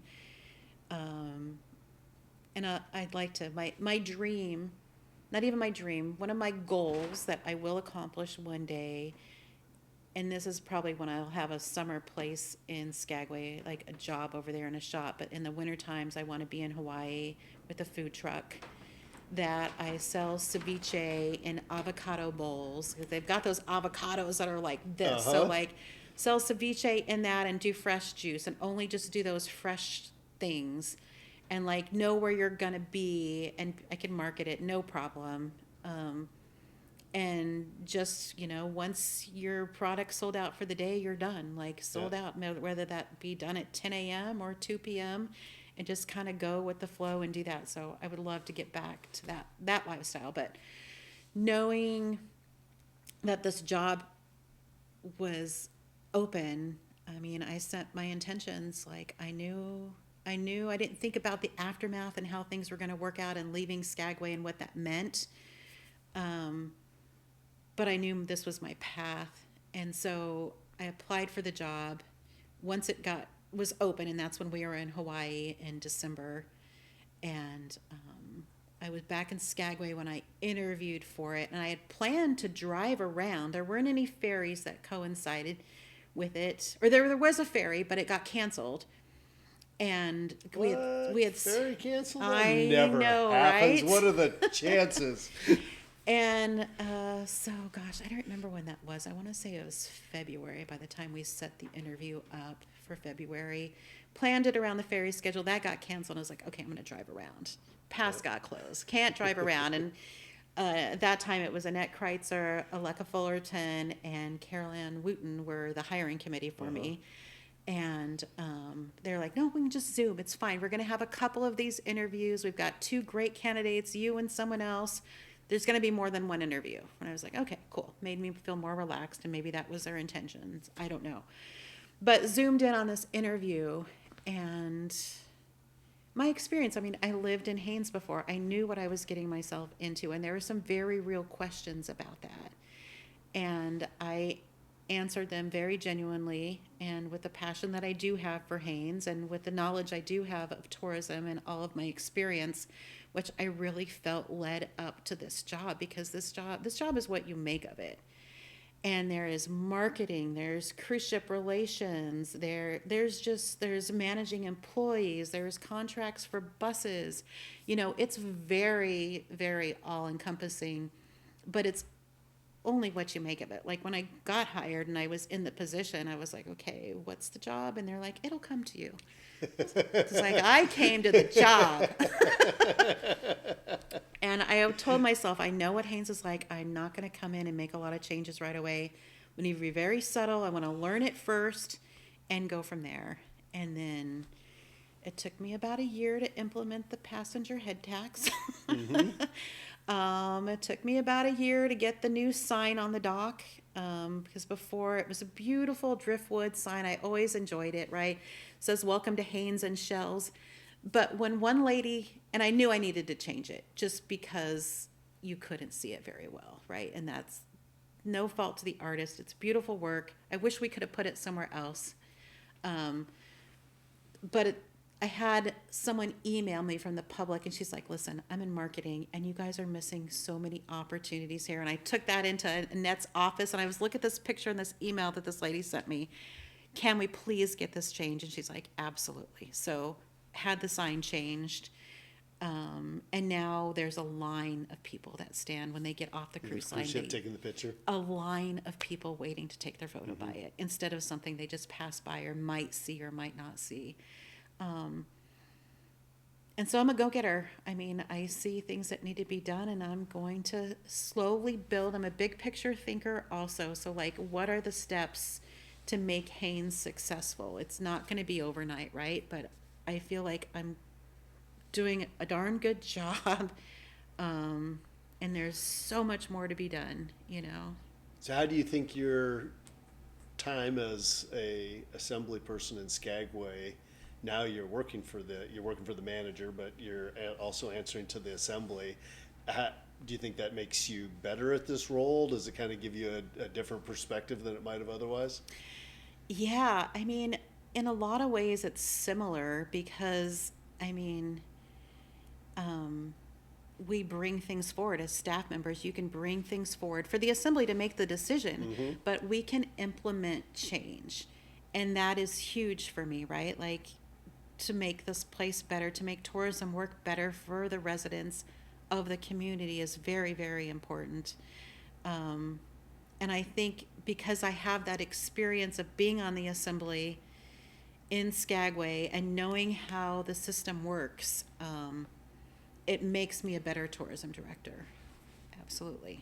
I know the path, You know, and of the It's- connections I have made. Like, it was so great to go to this CLIA event, and I know people from all the communities, in the cruise ship industry, elected officials. Like, it's just absolutely amazing, and that is to the benefit of Haynes in this role. how do you balance because it is about, in my view, correct me if I'm wrong, it is a balancing act, because like you were talking about Yes. with the dock, the Letnikoff dock, it would have helped with the tourism, but commercial fishing, sport fishing, subsistence users were giving you a lot of pushback on it. Yep. There's Chilkoot, that's one of the main attractants going out for the bears, but there's a lot of people that have issues out of Chilkoot. I'm one of them that has issues out of Chilkoot. I think anybody in Haynes has issues out of Chilkoot. You've got Heli-Skiing, which is getting ready to start up. There's some people that aren't really fond of Heli-Skiing, or some of them don't want it at all. Yeah. And so to balance that, where you're trying to go out and market and get as many people to do these activities as possible, and yet there's a segment of the community that's pushing back on that, on just about every option that you're trying to Yeah. to advertise Haynes and promote Haynes, there's also a segment that's pushing back on that. How do you balance that? How does that work out in your mind as you're going forward? Do you try and develop a strategy on that? Are you reaching out and kind of taking your cues from what the assembly or what borough manager's telling you? All of it. A lot of it's just self-directed, though. I mean, like I said, I knew what I was getting myself into, and tourism is just a part of our economy. And it's not just, I'm not here just to bring more tourism. I'm here to manage tourism, right? And so I want to do that in a sustainable way that works for the community. Yeah, but there are people that think your job is just to increase the number of tourists that are here. Well, they're wrong. I'm just saying, I'm not going to argue with that Yeah. with you, but that is a lot of Right. people. When I was mayor, you hear people is like, well, Yeah. our tour number down, tourism director must not be doing anything. And so that is something Right. that perception is something that you have to deal with. Yeah. I agree with you that your role is to manage it and try and figure out how everything works. Right. But especially when there's that sales tax, that's the 1% that goes to tourism and economic development. And then Yeah. there's like, they got this huge budget. How come we don't have more people here? Yeah. I know. Well, hopefully I can relate that to like the numbers with the sales tax revenue that we collect as a whole. Because this year we're up, I think, about 2% overall. And honestly, the fact that we weren't down is a win, because Oh, I thought this last year tourism we was would have been. down. I thought this last year we would have been down on sales tax. absolutely, Yeah. right? Yeah, because we were down 30,000 passengers on cruise ships. I mean, there were some really significant concerns. And wasn't it down about 30,000 on border crossings as well? Yeah. Well, it was kind of the same. So Definitely a decline. Our large events were down 20% in attendance. So the fact that our sales tax was not decreased was a real, I think, I see that as a win. And it's not just us, obviously, it's not just tourism, but it's definitely a part of it, definitely a big part of it. And I hope to continue to grow that in a sustainable way that works for the community, and a lot of that is road traffic, and a lot of that is building out our shoulder season.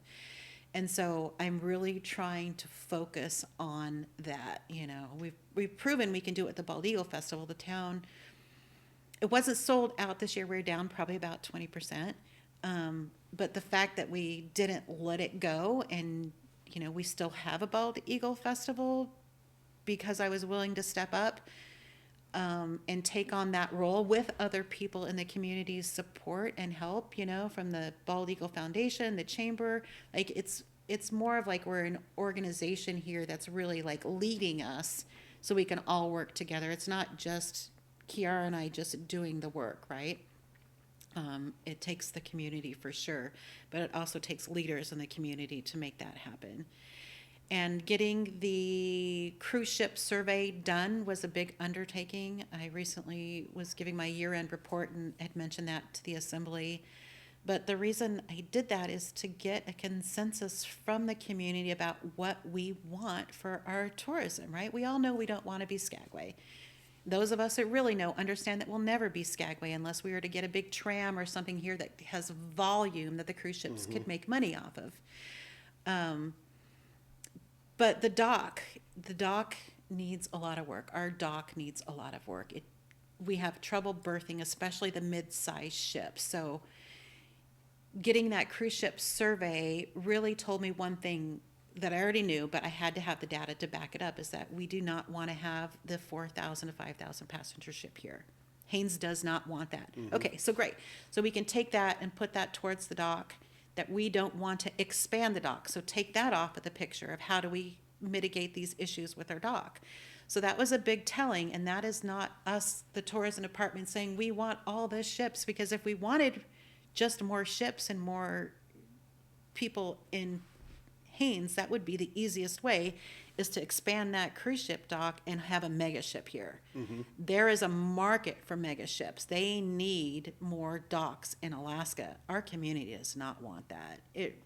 Well, I don't think we have the infrastructure to sustain one of those large ships either when they come here, just as far as things for 4,000 people to do. Well, and that's part of why we don't want it Yeah, here, right? It yeah, would overrun what we have. Absolutely. It would be a terrible Yeah. experience for Haynes. It would be a terrible experience for the people getting off the cruise ship. Which is the same things that's happening right now in Skagway. It's the same thing that's happening in Juneau and in Ketchikan. Well, maybe not Ketchikan. It's spread out, and they've got two very distinct areas now for cruise ship people. But yeah, I do not want our community to go through those growing pains. There's no reason to, when we could learn from the lessons of these other communities, right? So managing our tourism in a way where we still absolutely need to grow it, but we don't want to be run over it, is a very real part of, I feel like, my responsibility as a borough employee. It'd be different if I worked for a private entity, right? I'd be like, more the better, right? That kind of thing. But I don't. I worked for the people, and they made that very clear what they want in that document. So I'm concentrating on good relationships with the cruise lines, because we don't want to lose what we have, and we want more opportunity for these smaller luxury lines. We need more consistent berthing so our businesses can do better, and so our entrepreneurs can start businesses, right? I would love to have my own tourism business here as well. But we also need to concentrate on the road traffic, which is just, we should be so busy here because of that road. I mean, there's so much opportunity there. And we'll get there. We'll get there. This whole Canada, there's some big issues going on with our neighbors right now, and a lot of people are not frequenting us, I think, intentionally, which, I mean, hopefully we work every day to keep those relationships strong and to advertise so we don't lose any more of that.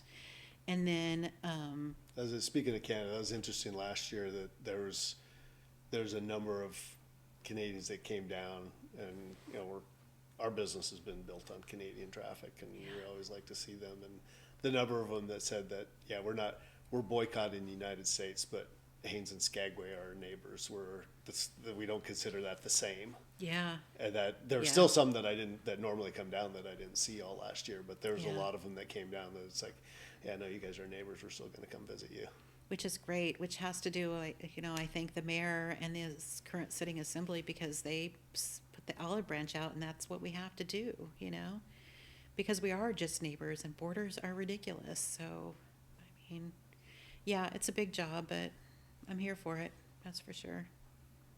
So what's the prognosis for this year? Let's start out right now. We're filming this. This is going to go live on the 19th of February. So there's some people here Heli-Skiing already. Got free ride coming up next month. Whew, yeah, we've been so busy with that. Well, I think we'll see an increase in sales tax because of the assembly adopting the seasonal increase. So that will be good.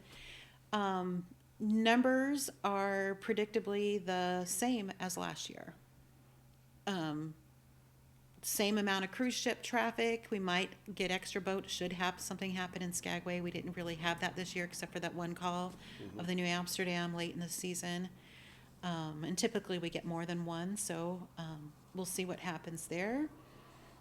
We are getting, for when it comes to cruise ship traffic, we are getting more cruise ships, but we're getting less visitors. So the number of visitors has changed. So we're getting less visitors. So is that But- due to smaller ships? Yeah. Okay. But we're getting more quality. We're getting quality over quantity. And so I think that'll be reflected in our sales tax dollars. Bigger purchases, more buying power, that kind of thing, including tours. So that's good. And then, yeah, we'll have a better idea. Beer Fest tickets go on sale March 1st. And we've already got some. Beer Fest is Memorial Day weekend, right? Or is it the weekend before Memorial Day? That's, I don't know, third weekend in May Is it usually. third weekend in May? Or, I couldn't remember if it was the third or the last weekend in May. Typically the third, yeah. Third weekend in May? Yeah, Third weekend in May then. yeah. You can tell I don't go to beer. I don't drink beer, so I don't go to Beer Fest. But Well, I've been just looking at whenever so whenever much people show up in town, I go to the store and stand behind the yeah. counter. And my head's already in 2027, so a part of me this season's already happened. Yeah. So I'm just like, as we wrapped up the 2025 season. But on paper, it's supposed to stay the same. So we'll see. We'll see. Yeah. So one of the things that has been kind of bantied about is the borough's put in $100,000, or is it $75,000? I know I've heard both numbers. What was the official put in of the borough for free ride coming here? It ended up being 75 75. because I was able to get $30,000 in donations. Nice, good job. Yeah, thank you. Yeah. Visla Corporation gave us 25,000. Okay. Little controversial, but my goal was to hit up our businesses in town that do business in town, that have a business license in Haynes, that were not our mom and pop shops. I wanted, and I think this is the goal of the assembly too, is to support our small business members and not go to them and ask for discounts. So you do that by hitting up the corporations. Visla obviously is a large mining corporation that needs, they have $600,000 marketing budget. I asked all entities, the larger corporations, from $5,000 to $25,000, and so they came in with a $25,000 donation. First National Bank also came in with $5,000, which is great. Nice, yeah. Yeah, so that was very, very helpful. And then so we'll see what happens next year, but we only have a 1-year contract, and so the borough did pay $75,000 to free ride for them to come.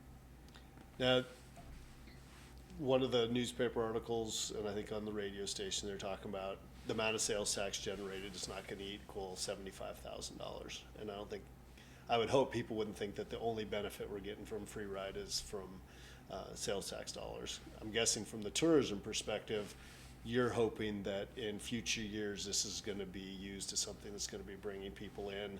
What kind of a time frame do you think that we're going to be, as we were talking about earlier, if somebody sees an ad now, they're probably not going to come to Haynes this summer, but he'll be 27, 28. How long do you think we'll reap the benefits of this free ride as far as people that are watching that, into that activity, are going to use that as motivation coming to Haynes? Oh, that's a good question. Because that's when you don't really have, without doing a detailed of everybody coming in, it's hard to measure that.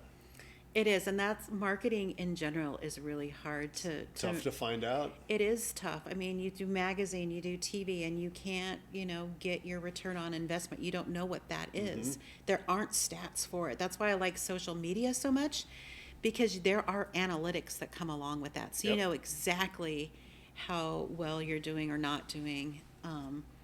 So for free ride, I don't know, but I can tell you, as a big picture thinker, that we're trying to showcase not just heli-skiing, that's on its own, right? And quite frankly, it's why I originally spoke out about not supporting. I feel like they should be paying us to be here, that we shouldn't have to pay them to come to our destination because we are that special.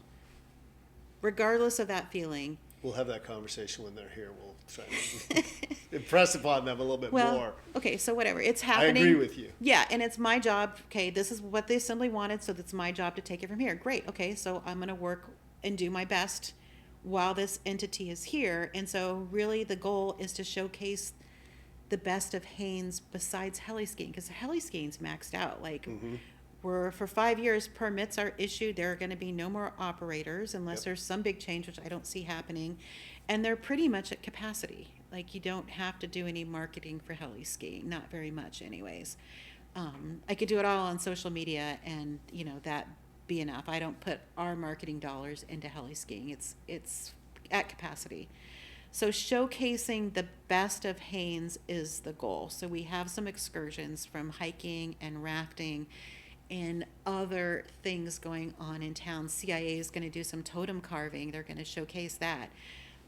That's kind of the goal. And so I think those marketing, it's a great marketing opportunity, and you can't really know what your return on investment is going to be because it's hard to measure. You're looking at this as more of a more holistic opportunity to show more of Haynes rather than just the heli-skiing. Absolutely. Yeah. Absolutely. Yep, for sure. We need that. Hopefully there'll be some fishing, taking folks out on a boat, you know, let him drop a crab pot. Just showcasing the best of Haynes and what we have to offer is the goal. And so you're going to be bringing the film crew and everything to do those kind of things, and hopefully it gets in part of the broadcast. Is that the aspect of that, or? We're offering these things up, and I get to make the suggestions, and then the film crew on their down days gets to go and which ones they want to do. Yeah, and what they showcase. But because we do have this opportunity, I'm bringing on an extra staff member, Amanda Painter, who is, you know, her job is to go on these excursions with them. And she's just a wonderful, joyous, adventurous younger person who loves social media as well. So to capitalize on that and look for opportunities, whether that's befriending someone she's connecting with who already happens to have 100 or 200,000 followers on their social media and getting them to tag us in that. You know, it's all about connection and using those opportunities. And sometimes you don't know what those opportunities are until you put yourself out there, you know.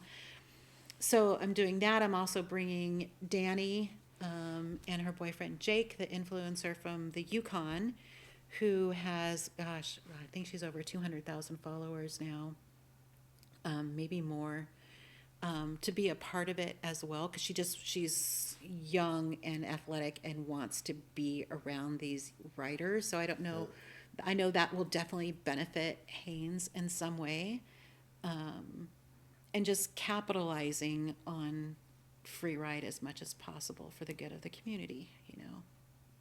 Okay, that leads me to you in Haynes.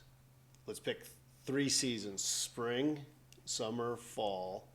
In the spring, what if you have friends or family the first time in Haynes in March? What's Reba taking them to do? Oh, in March, can we go do April? You can do April. We can move ahead to April. Yes. We move ahead to April, and it would be the hooligan run. Everything centered around the hooligan run. Yeah. By then, you can hike on down to Chilkat State Park and get out to Moose Meadows, that kind of thing. I love doing the little round trip out there. It's one of my favorite things to do. But like everything related to wildlife and the hooligan run, the birds coming up the Chilkat, and man, that's just the best time. Sea lion, seal. Everything. Yeah. So we're starting a new migration celebration this year to kind of like build out the season. And okay, when's that going to be? It's going to be centered around the hooligan run. So this year it's going to be May 1st through 3rd, because I wanted to do the last week of April. I just took the hooligans runs for the last 2 years and just like hopefully they'll be here during that. But at that time is special during that enough. Big tide or whatever. Usually there's something happening then. Right? Yeah. So that for spring, that's where I would take my family. Okay, so spring you're hiking on the lower level trails. You're trying to plan it around the hooligan and all the wildlife that's happening. Yep. Middle of July, between 4th of July and the fair. So you can't use those because those are always fun times in Haynes. Taking paddle paddle boarding out Chilkoot Lake, going over to the sockeye spawning area there on the Okay. left-hand side. Yeah. There's no prettier place or magical place that can touch that area. It's amazing. I could spend all day out there just looking at fish and photographing fish and watching the birds fly in and out, getting scared about the bears that are going to come down eventually to the water. It's for real. I got startled by a mama and 2 cubs While you're on your last year. paddleboard. Uh-huh. Yeah, Yeah. that had to feel safe. I would love to go with somebody with a gun to the glory hole and get back in there, but I'm not going to go without somebody with a gun. Because I used to be dumb and mountain bike back there. It was stupid. But I've heard there's not many fish in the glory hole anymore. We saw photos from this year, and there were some. But yeah, There were there's some, not but as the much. numbers weren't nearly as much as they used to be. Yeah, there's like log jams and some silt buildups. They're talking about maybe digging that out a little. I don't know. I've been trying to get them to dig that out for 20-some years. It would be I great. don't think it's going to happen. We can Got keep our fingers shovels? crossed. Let's go out with some We shovels. might have to shovels and some dynamite. Yeah, but being out there for that is just magical. That's my favorite place to go in the summertime. Or Pyramid Island. I love hiking around Pyramid Island. Pyramid Island. Yeah, I love I've spending never time been out on there. Pyramid Island. Well, be careful. There's definitely a bear that's holed up underneath the tree with the eagle's nest. It's like Yeah. it's magic out there. Yeah, it's so cool. It's so beautiful. It looks cool and everything. I just never felt the need to paddle out there. Oh my gosh! Oh my gosh! It's I amazing. look at it from Riley every time I go to the top of Riley. Riley and going all the Oh. way to the end of Battery Point for the long trail there. Those are Nice. kind of 2 of my favorites. Yeah. I like Rapinski too, but just Riley, I mean, you're up and back in a little over 2 hours, and Yeah. it's just a really quick hike. And Awesome. same thing for Battery Point. Those are just, you don't Right. need a boat, you don't need a kayak, you don't need anything like that. Just your 2 feet and away you go. Yeah. Okay, now we're into fall. So let's end of October. The Eagles aren't here. Cohos are kind of dying off. Picking a tough one for you. Well, October's beautiful because, well, when you get clear skies, it's my favorite time to watch the Northern Lights because it's not freaking cold yet, but it's super dark. So I would try and plan that around Northern Lights, you know. But boy, that's a hard one.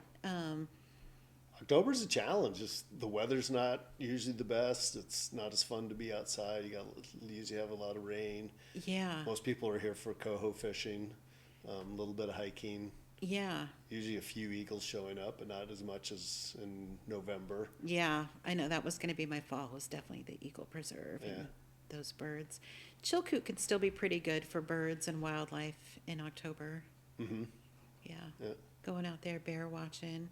I just ran into some Skagway friends that were here this summer, and they were like, we just had to tell you, our kids still talk about watching those bears. And I took them out there. And I mean, it was the mama and 4 cubs, and we were on the bridge, and they were under. I mean, it was just like a memory these kids are going to have the rest of their lives, you know. It's pretty cool. I'm hoping we can figure out a solution out there where we can keep that magic and also not have anything bad happen. Like we're on the verge of, it seems like each summer, you're just crossing your fingers and hoping somebody doesn't do something stupid out there. Yeah, I got a couple ideas, so we'll see where we go from here, but that's in the infancy stages, and I don't want to talk about it, but I'm only one person, and it's going to take, like, we have this Chilkoot Corridor working group right now, which is awesome, right? But, like, other groups should be working on it. We shouldn't be just upon us right now. The state needs to be more involved with that. Absolutely, absolutely. Yeah. Yeah, we'll see. We did, our last meeting, I had a little epiphany during the meeting, and it seemed to go over well, and I don't know why someone hasn't thought of it before, but it sounds like they haven't. But the Weir's not going anywhere, right? And people want it, people don't want it. The fact is, it's not going anywhere. The Weir's going to stay there. So with that in mind, how do you problem solve that issue? You problem solve that issue when the state is at capacity with what they can provide for park rangers, right?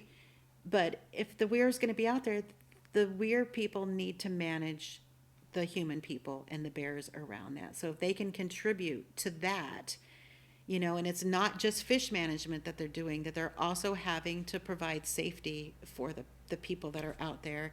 And they seemed really open to that idea with working with state parks and what would that look like. But so they, you know, even if their schedules are overlapping, whatever it is, it's for them to work out the details. But they seemed like, yeah, We absolutely are interested in doing that. How can we help? Well, that's a great response. Right? It was a wonderful Yeah, response. you usually don't get that response from people. Nope, and That's that a good was start. See and where it that goes. was from Fish and Game themselves. So Yeah. we'll see where we go from here. Yeah. But yeah, one little thing, you know. Mm-hmm. Yeah, I was the one who got the signs put up on the borough property off limits because I was out there. It's several times, but this one instance, it was a beautiful day, and we were seeing bears out there regularly.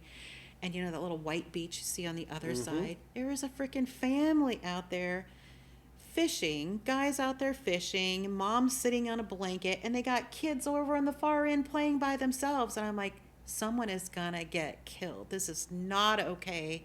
Can we please just make this off limits for the time that the bears are there? Not wanting to interrupt the hooligan run and any kind of subsistence that's happening out there, but that needed to be closed down immediately. So I was really happy to get that part of it done. But I would like to take it further and maybe get a boardwalk over there, a raised boardwalk in that borough-owned land where we can have better management of bear viewing, you know. I do have concerns about the bear habitat and wanting them to have a place for themselves. I think that they'll could get habituated to that and know that that's their safe spot. But Let's see, I go my back job to is it. tourism. Yeah, I go back to the glory hole.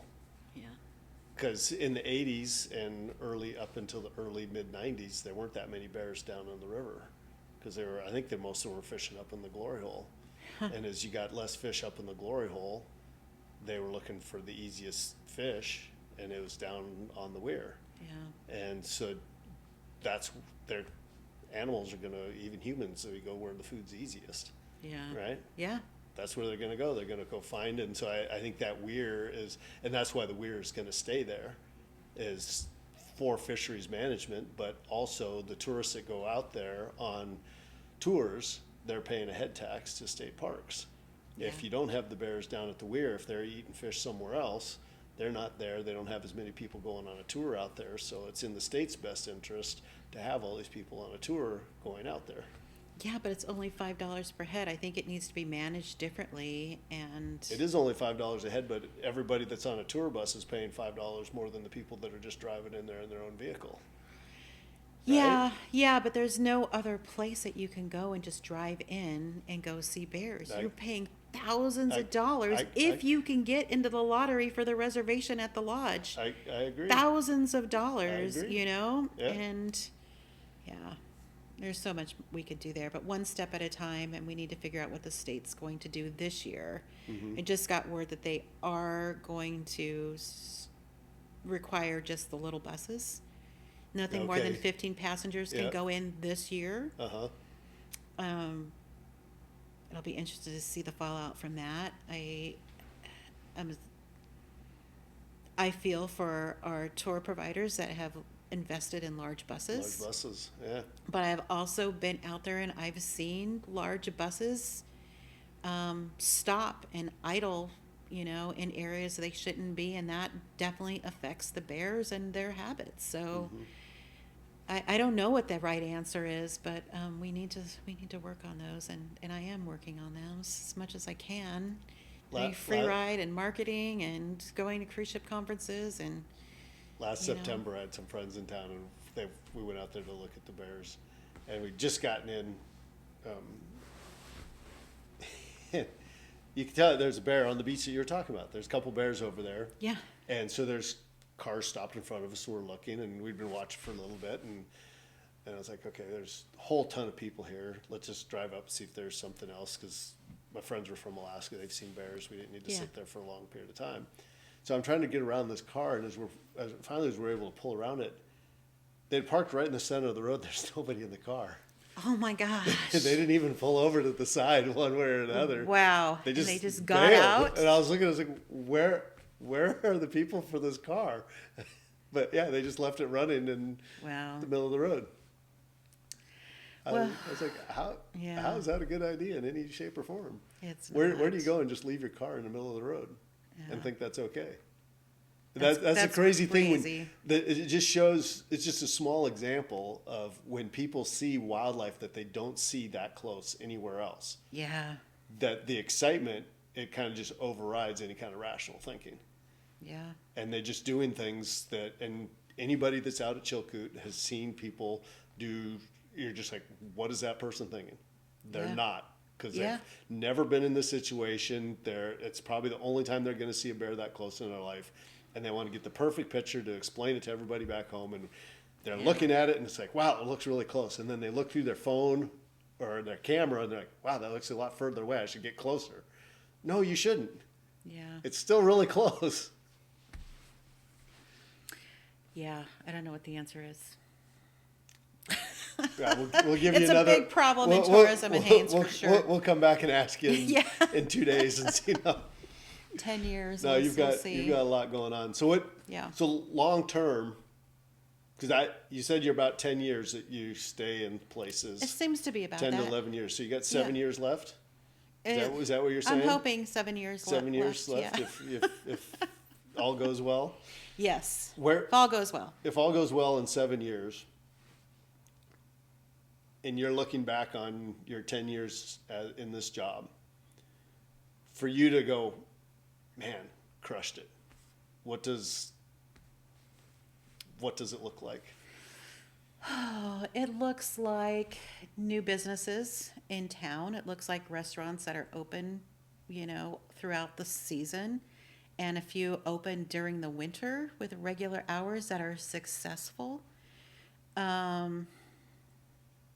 That's what it looks like to me, a thriving community, and more people staying here year-round as well, and younger families here year-round, because, it impacted my life being a guide, because I did come during the heyday of tourism, and I think of all of my friends that were guides at that time or somehow were connected with tourism, and how we all made our lives here, and we raised our children here, or came back. I came back to raise my child here. That's what is successful. If I'm successful at my job, I hope that I can contribute to that. And I think I can, or I wouldn't be here. I do. I really do. Well, that's a great goal. I think that would be very successful. Yeah. That's a pretty big ask with only 7 years left, though. Well, yeah. I like the lofty goals you're setting for yourself. Well, big picture thinking. Can I add something into that? Sure. That I think will help, but it's also Yeah. going to be the biggest task, that the hardest part that you're going to have to solve in order to get that. Increase year-round access. Oh, yeah, absolutely.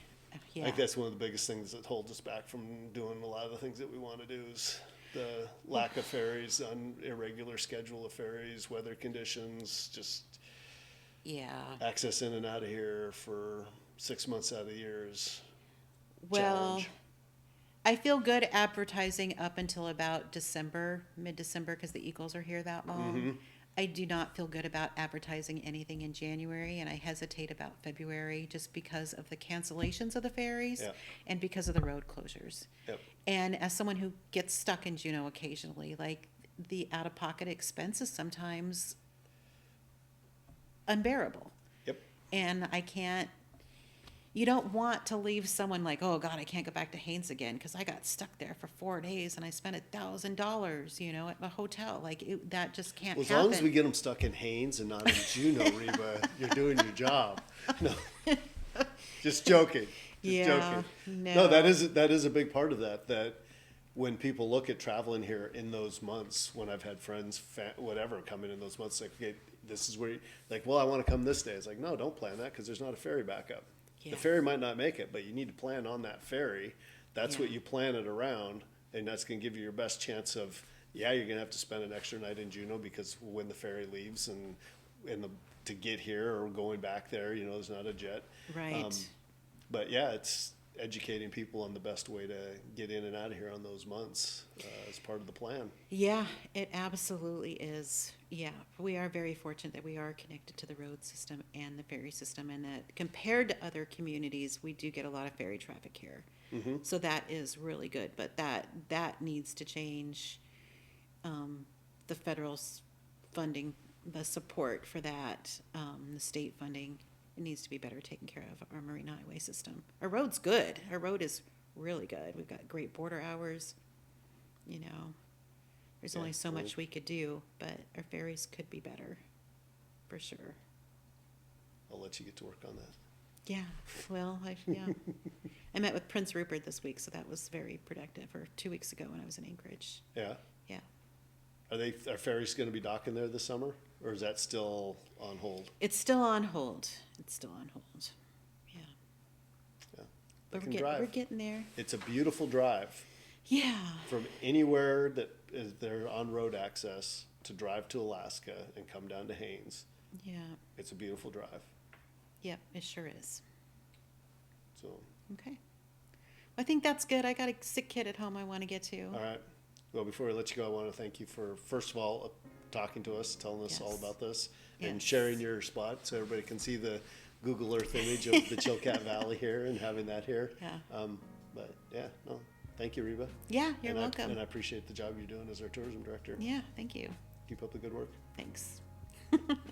Thanks for watching this episode of Doug Has Questions. Just a reminder, if you've enjoyed the conversation today, please like, subscribe, and we're available on YouTube if you want to watch us. If you just want to listen, it's on Apple Podcasts and Spotify, and you have new episodes being launched every Thursday. So thanks again for watching or listening and following us. We appreciate your support.